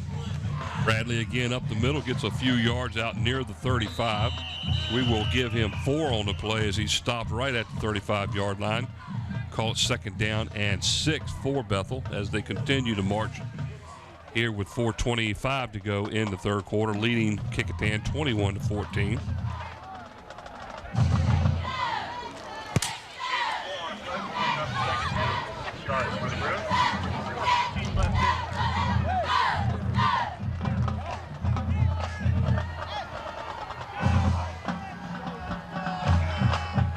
Lone English again in the shotgun. Bradley to his right. 4 wideouts, 2 to the near side and 2 to the far side. Pumps and goes deep. Lofts the ball up down the left sideline. Oh, that was, let me tell you, that was almost an outstanding play by Teddy Bako. The ball was underthrown, and he came back for the ball and dropped it. You know, I thought it was an outstanding play, and I thought for sure that he was going to catch it. I haven't seen this young man miss too many balls thrown in his direction. Look at this. You just said he was going to throw to Bako, and I'd have said, well, he's going to catch it. Now, Bradley on the night has one 74-yard kickoff return for a score. There's a pass over the middle to a wide-open offensive receiver who's at number 18 on the play. Tim Hartwell, and he just missed the target. Yeah, and there was nobody within 10 yards of him. Except for one person, and that was Grant West, number 2. And when you said wide open, I was thinking the wide open receiver was the Kecoughtan player. One right return, 74 yards, and a touchdown. He has 17 carries for 66 yards, and those are 66 hard-fought yards by Ray Bradley for Bethel. Not a bad night. Not a bad night at all. Ooh, we're going to have a 52-yard field goal attempt by the Bethel Bruins here. Yeah, but you've seen this guy kicking off tonight, Mike. He's got some foot. He's got a foot. Number 65, Kenny Stillman. Let's see if he can. This will be one of the largest field goal kicks in this Peninsula District that I can ever remember.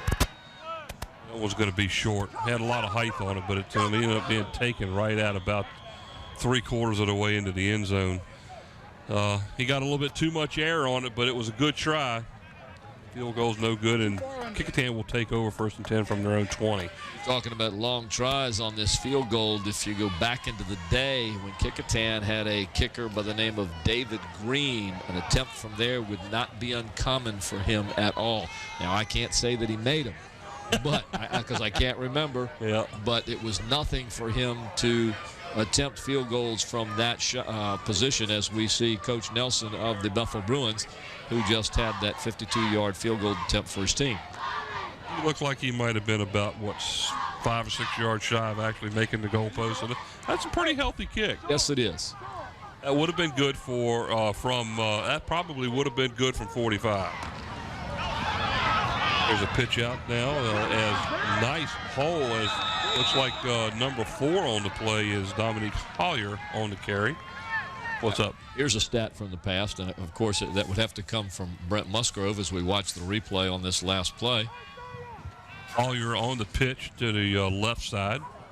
Picks up big yardage, 15, 16 yards and a first down all the way to the 36. In 1962-63. That was way before our time. Oh, no, it wasn't either. Come on now. 62 and 63. If it had anything to do with Brent Musgrove, it's long. That's true. Wade Trainum, a 53-yard field goal. Yep. Wade Trainum, of course, drafted by the Atlanta Falcons, played for them as well as the Green Bay Packers. And what school did he go to? Hampton High School. Hampton High School. Hampton's had some good kickers over the years. Michael Houston, he played in the NFL. Had a couple of nice players that went to UVA, played a couple of years. The aforementioned David Green from the Kecoughtan High School. Gain of about 3 on the play. Call it 2nd down and 7. Lonnie Gardner. Way back when. That was when Scotty was in school. That was back when they had one-room houses and stuff.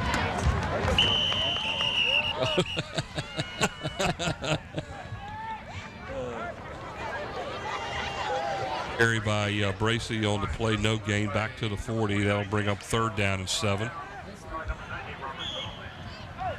Guess who made the tackle? With the name Gale. Gale has been all over the field tonight. You know, we have to pick our players of the games tonight. Speaking of players, these guys look familiar. I think I've seen them at other games before. I don't know who they are, but I know we've picked them up on camera before. They're big sports fanatics. It does.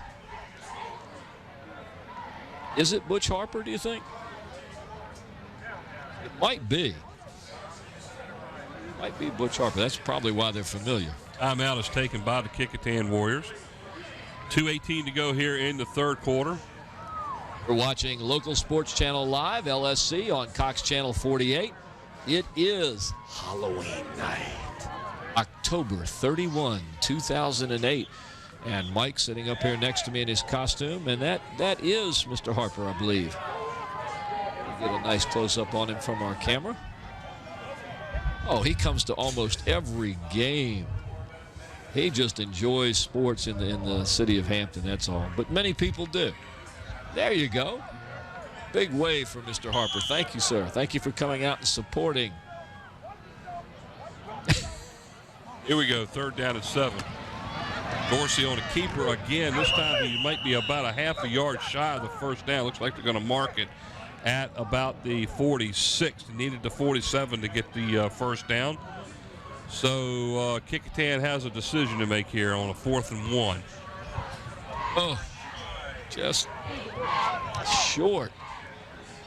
Well, I say they've got a punt, but you never know what's going to happen. There's still an entire quarter to play here too, so if they are unable to get the first down here, they will give the ball a pretty good position for Bethel. Don't forget we have players of the games to pick for this contest, and I got 2 players in mind already. Probably the same ones I do. I know one of them's the same as mine. Keeper up the middle. Depends on where they mark it. Some of the guys up here think he's got it, but I'm looking at the official running across from the opposite side, and I don't think he's going to get a favorable mark. Let's see what they put it down at. Ooh, I thought he got a better mark than that. Be close. It's going to be close. Arlington will call timeout, bring out the sticks, and we'll have a measurement. Let's take a look at it again here. Get it forward. It's hard to tell from this angle. I tell you what, I think they marked it a little bit shy, but he was able to get the first down anyhow. Scotty says they made it by the stripe of the football. Good camera angle there.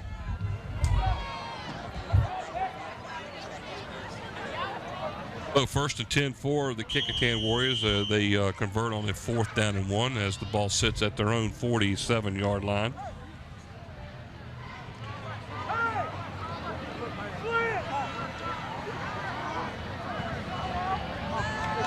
Dorsey back to pass. It's flushed out. A nice move. Keeps the ball and runs it around the right side. Forced out of bounds near the Bethel 45-yard line. So he's going to pick up about 8 on the play. That will bring up a 2nd down and 2. There's a replay. Again, Dorsey faking the pass, just tucks it under. We've told you he's just as apt to run the ball out of that situation as he is to pass it. And he's actually more dangerous doing that. Defense.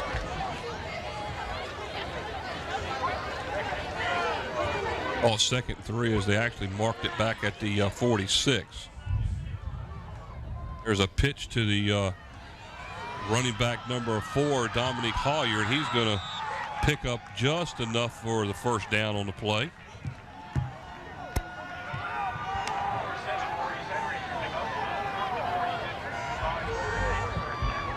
That'll be good for a first down as the ball will be set down at the Bethel 42-yard line.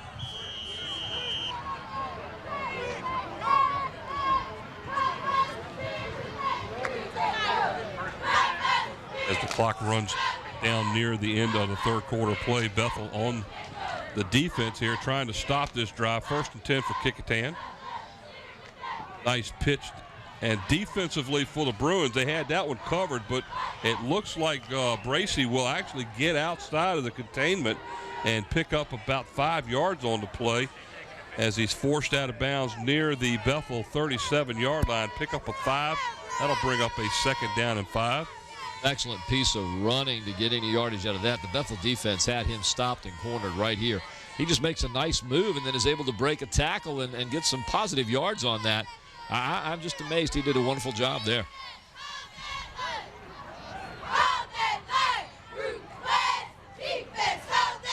Say the words. 2nd down and 5 from the Bethel 37-yard line. Kecoughtan trying to go down and tie this game up. Dorsey hands the ball off to Bracey up the middle. He's going to be about a yard shy of the 1st down. It looks like they're going to mark it at about the 34. Needs to get down inside the 33 in order to get the 1st down. Marcus Krause saved that play as he dives right there on the bottom. You can see him, grabs the ankles and stops that play. Otherwise, that young man's got a little bit of real estate he could chew up right there. So good play by Krause. So as we come to the end of the 3rd quarter of play, Bethel out in front of the Kecoughtan Warriors 21-14. Down on the sideline with a special guest is Mr. Bob Hens. All right, thanks, guys. I've got Robert Bowen here. Now, Robert played at Bethel for Kozlowski, and your son's playing on this year's team. Yes, sir. That's right. He's a center for Bethel this year, which that's where I started out as a center. And I got hurt my junior year, and my senior year ended up moving to right tackle because we already had a center. Koz, you enjoyed playing for Koz, didn't you? Koz, yeah, I enjoyed playing with Coach Koz a lot. He was very first year, we knew when he took over as the head coach, we knew something special was going to happen because Koz, when you get on the field with Koz, you're going to play or you're not going to be there with him. So you was in that first championship team in '74. Yes, sir. We had I just helped out. Well, we had some really star players there on both sides, the defense and offensive side. How you like what your boys doing tonight? They're doing real well. They what took me a while to understand is the different blocking schemes. Back then, we used to have to fire off the ball and get up in the play with our shoulder pads. Here, they just kind of screen you out with their hands and let the backs pick the hole, which it just took me a while to understand that, you know. Well, listen, I appreciate you taking time to come down and talk to us. Let's go back upstairs. All right. Thank you, Bob. A 3rd down and 2 play was going to net a loss of about a yard as the ball was handed off to Bracey. Leading the way for tackling on the Bethel Bruins side was number 77, J.J. Johnson, and he had that one bottled up pretty quick. Now, they're lucky all they lost was yards. They're lucky they didn't lose the ball on that because Dorsey almost handed it off to the Bethel players on there. They were right there to stop that play. Going to lose a yard on the play back to the 35-yard line. We're going to call it 4th down and 3. So Kecoughtan again with a 4th down opportunity here. In order for them to be able to get back into the game, they need to convert this one again. So this is what their third 4th down play. Yeah, they've converted them. 2 wide outs to the near side. 2 of them in a setback, and there's a in motion and the pitch out. And what a that was an outstanding block on the play right there. As number 4, that's Dominic Hollier on the carry. Big yardage down inside the 20 for the 1st down. And whoever that was that saw that block, let's see who made the block for Kecoughtan. Is that right number there, 6? Number 6. Outstanding block by Greg Richardson, and that really sprung it open for Kecoughtan. That was a great play for the Warriors because Bethel had 3 backers blitzing on that play up the middle as they thought they were going to try and pound it up the middle for the yardage. And Warriors took it outside that time, and again, it works for them on 4th down. Bracey on the keeper, and there is a flag. I think that's going to be a face mask against Bethel as Larry Turlington throws the flag right at the 20. Susan Bowers gives us a wave there. Great shots by Susan Bowers and the rest of our camera crew tonight, and that was Dorsey running the ball that time. Dorsey all the way down near, looks like down to about the 7-yard line, and let's see where they mark it. If they mark it there, it will go against Bethel. And it is against Bethel. There it is right there. You can see the face mask. Kecoughtan will obviously decline this penalty, and he'll go all the way inside the looks like he's going inside the 5. They're going to actually tack it on to the play, and it'll be 1st and goal at about the 2. Man. Listen here. Incidental face mask, green. 1st down. So they get the run and a half a distance to the goal, and now Kecoughtan sits first and goal at the 2-yard line. 10:34 on the clock here in the fourth as they trail the Bruins 21-14, trying to get back in the game here.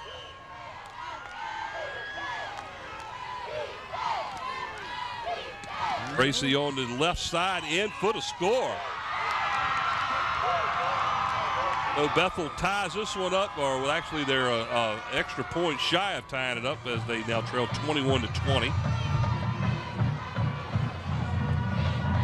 Plenty of time left in this game as we watch the replay. The Warriors coming down the field, executing very well and going on fourth down to get this score. And they now have the opportunity to tie it up. In there to attempt the extra point to tie this thing up is Kyle Lawrence, number 31 for the Warriors. Snap, the kick is down, up, and definitely long enough, and it looks good. So at the 10:26 mark here of the fourth quarter, we're knotted up here at 21 apiece at Darling Stadium. This is LSC, Local Sports Channel Live, and this fourth quarter of the game is sponsored by Park Lawn Wood Funeral Home, located at 2551 Armistead Avenue, Nancy Staton, Director, and by Zooms. With locations throughout the peninsula to serve you, Zooms is a longtime sponsor of Hampton City Schools and student athletics. By Kelly's Tavern, family dining with some of the best burgers in town, located on the peninsula at Port Warwick off Jefferson Avenue in Newport News, and their newest location on Coliseum Drive at Mercury Boulevard in Hampton. And by Tidewater Team Sports, your one-stop sports headquarters for screen printing, embroidery, uniforms, and apparel, located at 11839B Cannon Boulevard in Oyster Point, Newport News. Call 594-0411. Talk to David Chubb or Terry McNamara. And Mike, we'd like to thank all of our sponsors for tonight, for the whole season, this season. Without them, this would not be possible. And we ask everyone who's watching to please, please, please support our sponsors. Tell them you heard about them on LSC Live. Let them know that they make a difference. Lawrence for the kickoff, a squib kick, short, taken at the 30-yard line. And I tell you what, there might be some confusion here because the player that was 5 yards in front of where the ball was caught put his hand up for the fair catch, and the guy behind him actually caught the ball and ran with it. There's flags all over the field over there. Yes, there are. I'm not real sure that would be one of them. Watch this. Didn't see it there. I didn't see this the player right there. here, number 21, is the one who actually put his hand up early.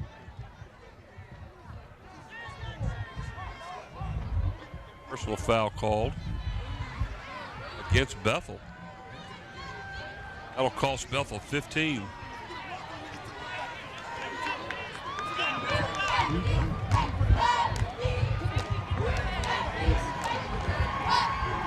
Dead ball, personal foul, green. First down. 15-yard penalty moves the ball. Where they mark it, looks like they're going all the way down inside the 25 to about the 22. So that's a big loss of yardage right there after the kickoff. So Bethel takes over first and 10 from their own 22-yard line. Folks, we're tied at 21-all with 10:20 left in regulation here at Darling Stadium on October the 31st, 2008. Darius McGlone English in the shotgun as he's been all night. Snap and the handoff straight up the middle. Bradley all the way outside the number 25, Ronnie Saunders. Saunders on the carry as Bradley has taken a break. Bradley's done a good job tonight. Yeah, he has. I was impressed by that young man, but also impressed by the front line. I mean, he has 2 of the scores tonight on a run and a kickoff return. Again, the handoff to number 25, Saunders. He will probably lose about 2 on the play. Not much there as the defense for Kecoughtan does a good job. Third down and 7 now.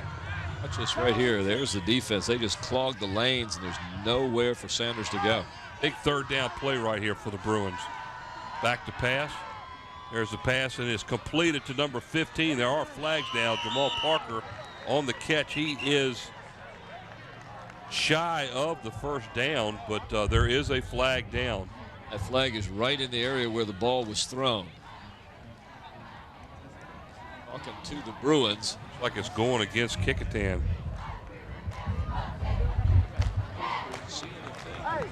Flag up there in the line. We'll have to take another look at that again. See if we might see it. Looks like they're talking some sort of face mask.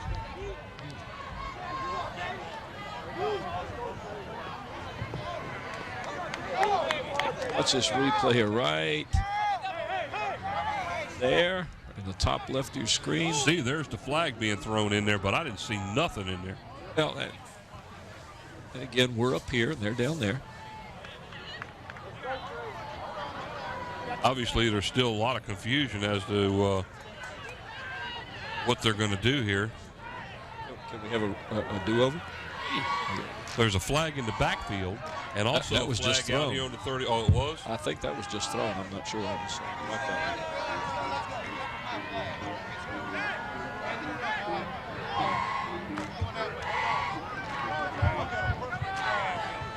Kecoughtan. Face mask. Kecoughtan. Wow.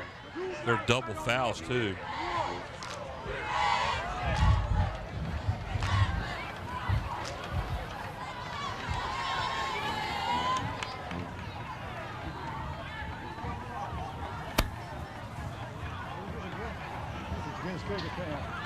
Both of them, face mask. Question is they going to mark them both off or just Personal one? foul, white.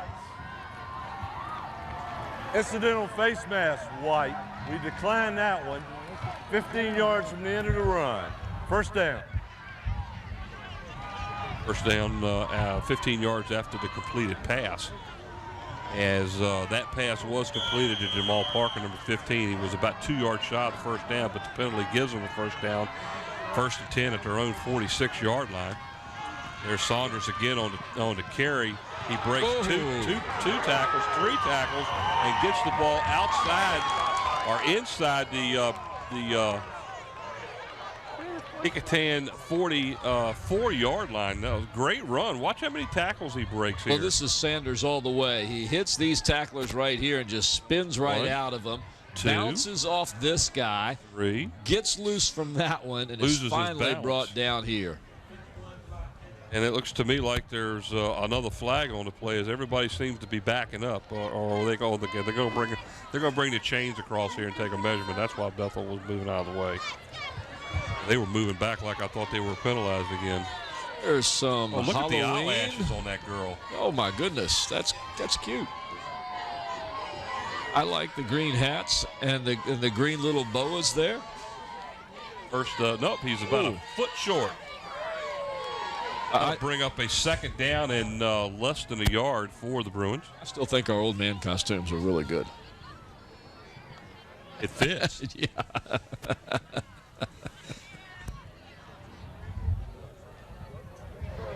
9 minutes exactly still remaining on the clock here in the fourth quarter, and it's all knotted up at 21 apiece. And that statement I made earlier that the team who has the ball last might come true here. Yes, it might. Live from Darling Stadium, you're watching LSC Local Sports Channel, Cox Channel 48. Paul Rowe along with Mike Hauser bringing you a great game tonight, the last regular season game for the Kecoughtan Warriors and the Bethel Bruins, all tied up at 21. 4 wideouts now, 3 to the far side for the Bruins. A keeper on the play by McGlone English, and I tell you what, if he got the first down, it was not by much. They're marking the ball. It looks to be about the length of the football over where it was before, but not much. And they are marking it right at the 44. And he had to get to the 44 for the first down. He's got it. Mr. Turlington, our head referee there, will signal a first down for the Bruins. 1st and 10 from the 44 as the clock continues to run. Once the chains are set, there it goes. Lone English back to pass. Fakes a pass and down the right sideline, wide open.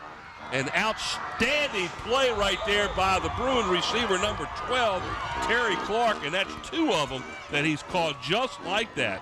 As he had the defender beaten, the ball was underthrown.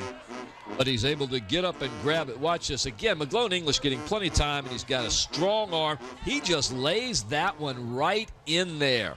But look how Clark gets up and grabs the ball.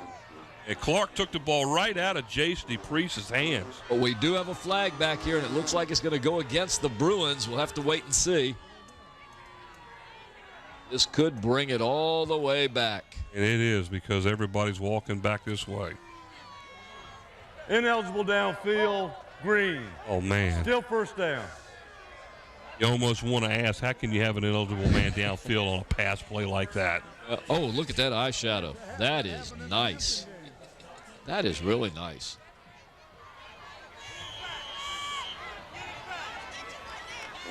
So the 5-yard penalty wipes out that big gain by the Bruins, and that brings a first down at 15 as the ball sits right at the 49-yard line of Kecoughtan. Trip receivers to the left, back to pass with McGlone English. Oh, he loses the ball. He dropped the ball, and it looked like it went right in the hands of the defender, number 13, Robert Lopez, and he just lost possession of it. It looked like a lateral right into the Kecoughtan player's hands. Watch him just lose possession of it. Look at number 6. Number 6 gets him on the arm. That's where it was. And number 13, that will go actually.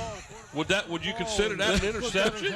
Right into a defensive hand. I don't know what you're going to call that. Pass. It looked like a lateral. But the ball was actually knocked out of his hand by Greg Richardson. I'll tell you, Robert Lopez had to be the most surprised person on the field at that moment. Stick his hands out and say hello.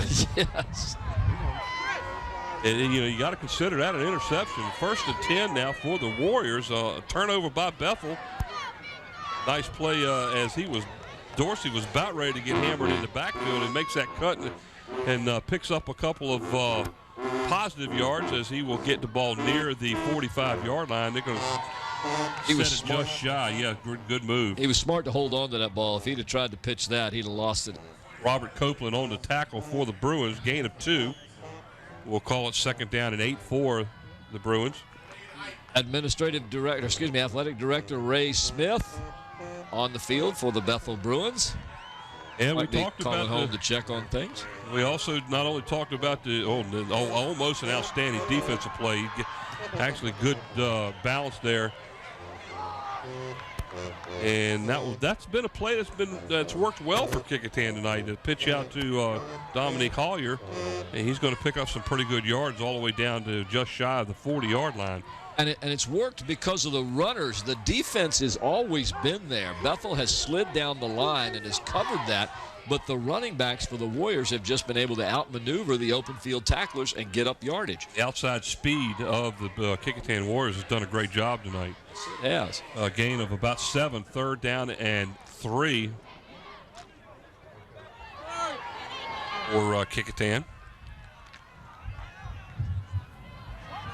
Are taking their time getting the ball, getting to the line here. New receiver in motion is number 17 for the Warriors, Josh Morris. Nothing there. He's going to be lucky if he actually gets back to the line of scrimmage. And that one almost looked like fail from the start. I did. Bethel got good penetration on that, and there was nowhere for the runner to go that time. He'll lose a yard. That's going to bring up 4th down and 4. So another key defensive stand here for Bethel. And again, the Warriors, if they go on 4th down, this will be the 4th time tonight they've actually attempted it. They've been successful twice. They're 2 for 3 so far tonight on 4th down conversions. It looks like they may be going for it here again. And they are, Mike. We'll see what happens. Dorsey brings up to the line of scrimmage, and he takes the ball underneath center. The pitch to Bracey, and he gets outside. Can he pick it up? He picks up the first down a lot more as he throws the ball forward. It was recovered, I believe, by number 55 on the play, Rick Parker, and he gets the ball all the way down to the Bethel 16-yard line. Dorsey looks like he might be hurt going off the field right there. Watch this, ladies and gentlemen. I tell you what, the Warriors have gambled all night long. Good stiff arm right there. Here's where he loses the ball right here. Boom, watch that. Right into the arms of number 55 on Kecoughtan. That is Rick Parker, the center, who's all the way down there. Oh, what a play defensively by number 90 on the play, and that's Robert Copeland. As quarterback for Kecoughtan, Dorsey had absolutely nowhere to go on the snap. He's going to lose a good yard on the play.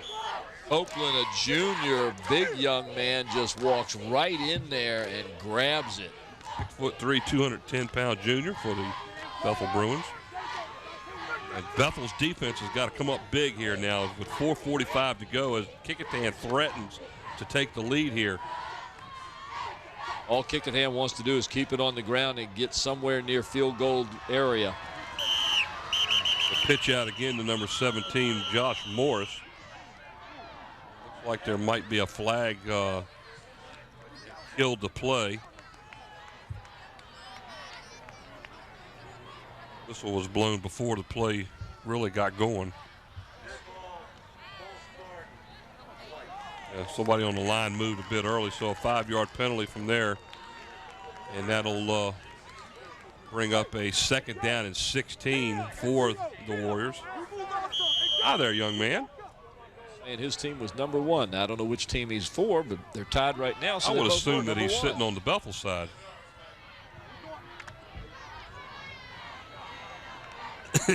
He's a good guy. Good job, Scotty. 2nd down, 16 for the Warriors. Back to pass. Deep to the right side. Battling for the ball in the end zone. Touchdown for the Kecoughtan Warriors, number 6, Greg Richardson. As he battled with the Bruins for the catch and came out on top as the Kecoughtan Warriors take the score again. Oh, outstanding. What a catch, folks. Watch this pass from Dorsey.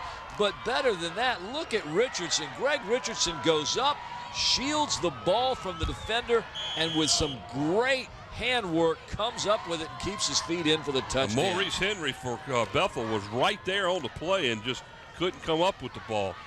In to catch the extra point. It's up.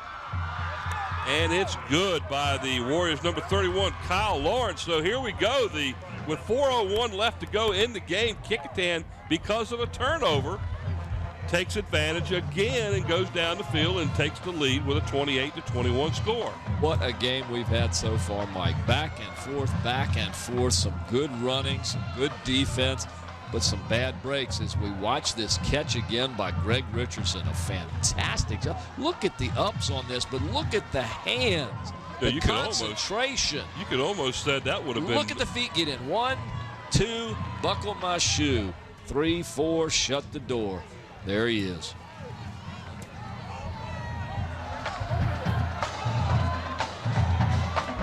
Well, I tell you what, one of the things we talked about at the beginning of the game was the passing game and how we thought Bethel's passing game would have been the difference. Guess what's been the difference? It hadn't been the Bethel passing game. It's been the few passes that Kecoughtan has thrown. There's probably 6 or 7. And I was getting ready to say, here is and this always bugs me, but, you know, it happens. You run all the way down the field and run all the way down the field, and then you get down there and you get away from the run and you go to the passing game, and not a whole lot of good happens. But here, it happened well. Onside kick, and it is. What? And it's free. Oh! We're not sure who's got it. Kecoughtan comes up with the onside kick, and that one absolutely fooled everybody. Yes, indeed. We want to say that's some kind of bad, I'm telling you. Oh, my goodness. Don't forget, we got to pick our players of the game, and I think it's pretty clear who we're going to do. We need to give him that list. Now, this shocked me. I don't think I would go with an onside kick when I've got a lead, but they did, and they were lucky enough to come away with the ball. Give Tidwell credit for taking that chance. Kecoughtan passing 2 of 6 31 yards and a score. So Kecoughtan, all they've got to do really now is just run the clock out as we're under 4 minutes to go. Go pick up about a yard on the play, and don't forget we got to get the players of the games over to him so he can put them out, and I don't think there's any changes here. Outstanding defensive play. The Kecoughtan Warriors are surprising a lot of people up here right now. We thought this could be a possible close game. The stats showed it that way. We talked about that early, and it really has worked out a lot here in this game. Dorsey on a keeper around the right side. Oh, he cuts it back up the middle. Big yards inside the 30, all the way down to about the 27-yard line. That's a nice gain of about 17 or 18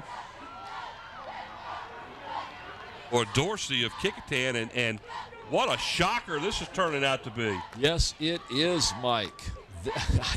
Hey, you know, Kecoughtan's got to win to make the playoffs, and with a little bit of help on the south side, they might do it. And might sneak in there. This is exactly what they had to do. They had to come out on top of this game.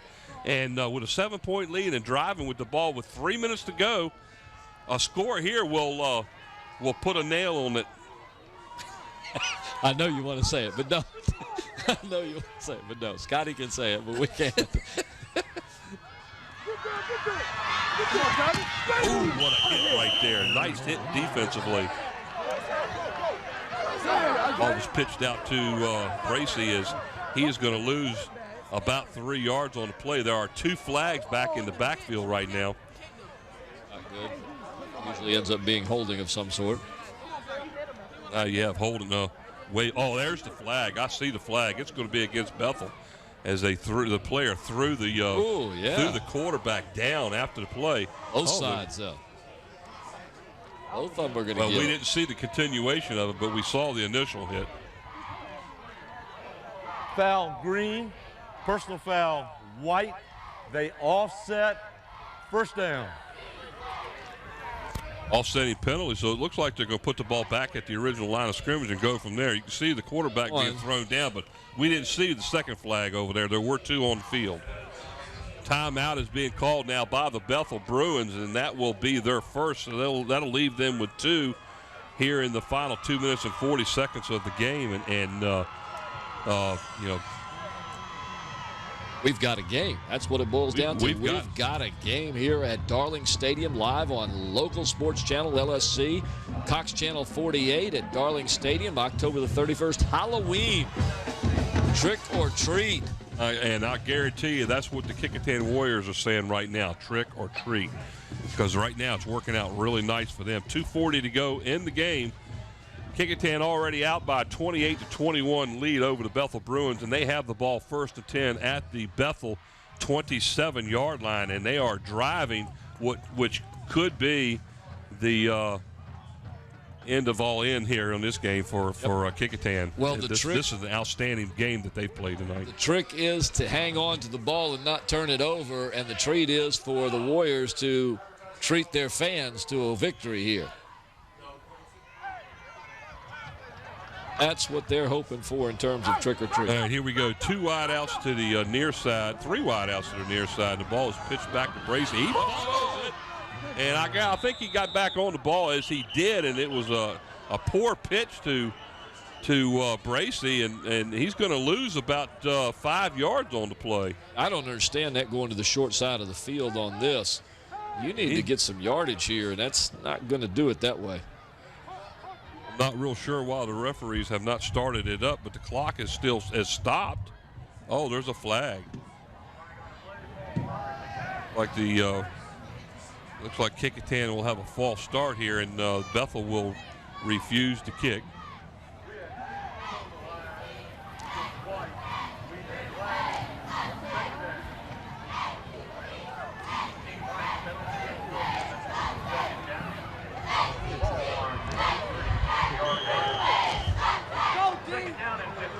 We will be telling us our player of the games here shortly. 2:24 on the running clock, 28-21, Kecoughtan over Bethel. There's a handoff to Bracy up the middle, back to about the original line of scrimmage to about the 27 as the clock is being stopped by the Bruins timeout. That will bring up looks like a 3rd down at 10 now. That'll leave Bethel with 1 timeout to go with 2:11 to go. Why don't we go ahead and give the player of the game? Well, think so. Why not? Okay. Players of the game. I don't think anything will change one way or the other. The players of the game are, for the Bethel Bruins, the running back number 1, Ray Bradley. I was trying to get his first name there, folks. I apologize. Mr. Ray Bradley of the Bethel Bruins, who's done a fabulous job filling in for Jontel Evans. A couple of touchdowns, one of them on a long 74-yard return or kickoff return. Kickoff return, and great job there for the Bethel Bruins.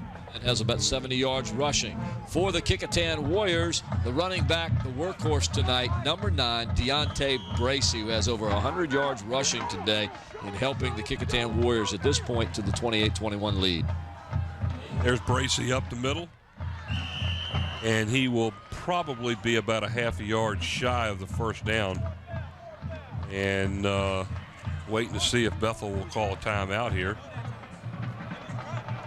Here's Mr. Bracey again, our player of the game for the Kecoughtan Warriors. He'll get very close to the first down. Looks like he might be a little shy, but, you know, it's not new for the Warriors. 4th down, and what's going to happen? Unfortunately, nobody has called timeout, and the clock continues to run. Bethel still has a timeout to use, but they may be trying to hold it for or the possibility of getting the ball offensively. And now Kecoughtan will stop the ball and call timeout before they get the 5-yard penalties. That's a smart move right there. Yeah. Use up one of their timeouts, and this way the team can go over next to the coach and decide what they want to do here on the 4th down, because they're not going to kick it. What would I do? I'd do that sweep to the left. Absolutely. The same thing that's been very effective for them all night. And the trunk is saying dive play. They've worked up the middle all day long. Pounded it. I don't know. I think that sweep to the left over here by Bracey has done quite well tonight. He's been able to get a couple of key blocks by his wide receivers, and it's opened up some big runs for him. It has. I'd almost say do the play action fake to Bracey up the middle, hope that the linebackers collapse to the middle, and then Dorsey can roll, and then he'll have the option pitch, take it to do your sweep to the left with the option to a trailing back. He's in the shotgun, which is one of the rare times tonight he's done this. Yeah, and Bethel is packing the middle, folks. They are in there tight. And here he is on a keeper, and he may have it. I think he's got it easily. He's got enough to get the first down, and that should do it, in all honesty.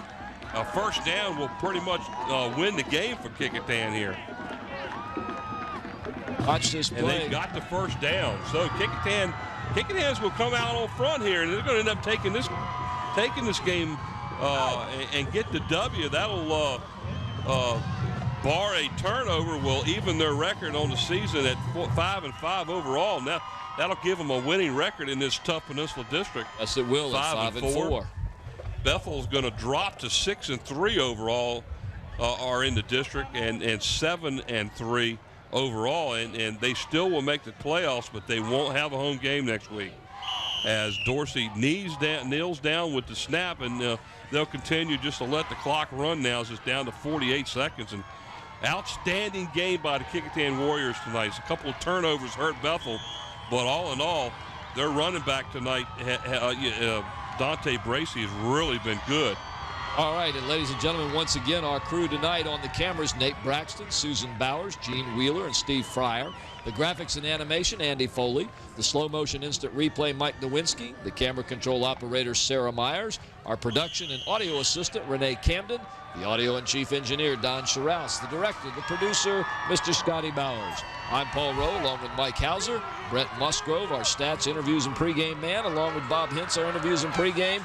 And if you want to see this game again, Sunday, November the 1st at 7 p.m., Tuesday, November the 4th at 7:30 and 7:30 p.m., and Thursday, November the 6th, 9 a.m. and 9 p.m. Mike, the game. Final score here at Darling Stadium. The Kecoughtan Warriors upset playoff-bound Bethel Bruins by a score of 28-21. Outstanding game as Coach Glenn Tidwell over there just gets doused by the Gatorade bottle, and well-deserved as Kecoughtan wins this one as they took control of this game in the fourth quarter, and they go away with a 28-21 win over the Bethel Bruins. Bethel will advance to the playoffs, but they will probably be traveling, and they with them traveling now will more than likely be playing on Friday night instead of Saturday. Next Friday night, we will be here to carry the Phoebus Phantoms as they will open up as the #1 seed in the Eastern Region, Division 5, as the #1 seed, and the Kecoughtan Warriors have nothing to be ashamed of from this season. They did really well. Now, they ended up 5-5 on the season, and in all honesty, they very well could have been 7-3. Very, very easily. Once again, Ray Bradley of the Bethel Bruins, our player of the game, along with Deontay Bracey of the Kecoughtan Warriors. You've been watching local sports channel LSC live from Darling Stadium, October the 31st, Halloween night 2008, as the Kecoughtan Warriors upset the Bethel Bruins. Paul Rowe along with Mike Hauser, a wonderful football night. We hope you'll join us again as Local Sports Channel brings you all the sports from the city of Hampton. Again, the final score 28-21 as the Kecoughtan Warriors upset the Bethel Bruins. Good night, everyone. Tonight's broadcast has been sponsored by Zooms. We're proud to have David Allen and Zoom sponsoring us again this year. Zooms with locations throughout the peninsula to serve you. By Kelly's Tavern, family dining with 2 locations on the peninsula, Port Warwick off Jefferson Avenue in Newport News, and their newest location on Coliseum Drive at Mercury Boulevard in Hampton. And by Tidewater Team Sports, located at 11839B Cannon Boulevard in Oyster Point, Newport News. Tidewater Team Sports is your one-stop sports headquarters for screen printing, embroidery, uniforms, and apparel. Call 594-0411 and talk to David Chubb or Terry McNamara. And in part by Beach Hardware, located at 1951 East Pembroke Avenue in the Buckrow Shopping Center. Beach Hardware is your friendly local hardware store with everything you need to maintain your home, both inside and out. And by Eric Thompson, Realtor. Contact Eric to buy or sell a home or property.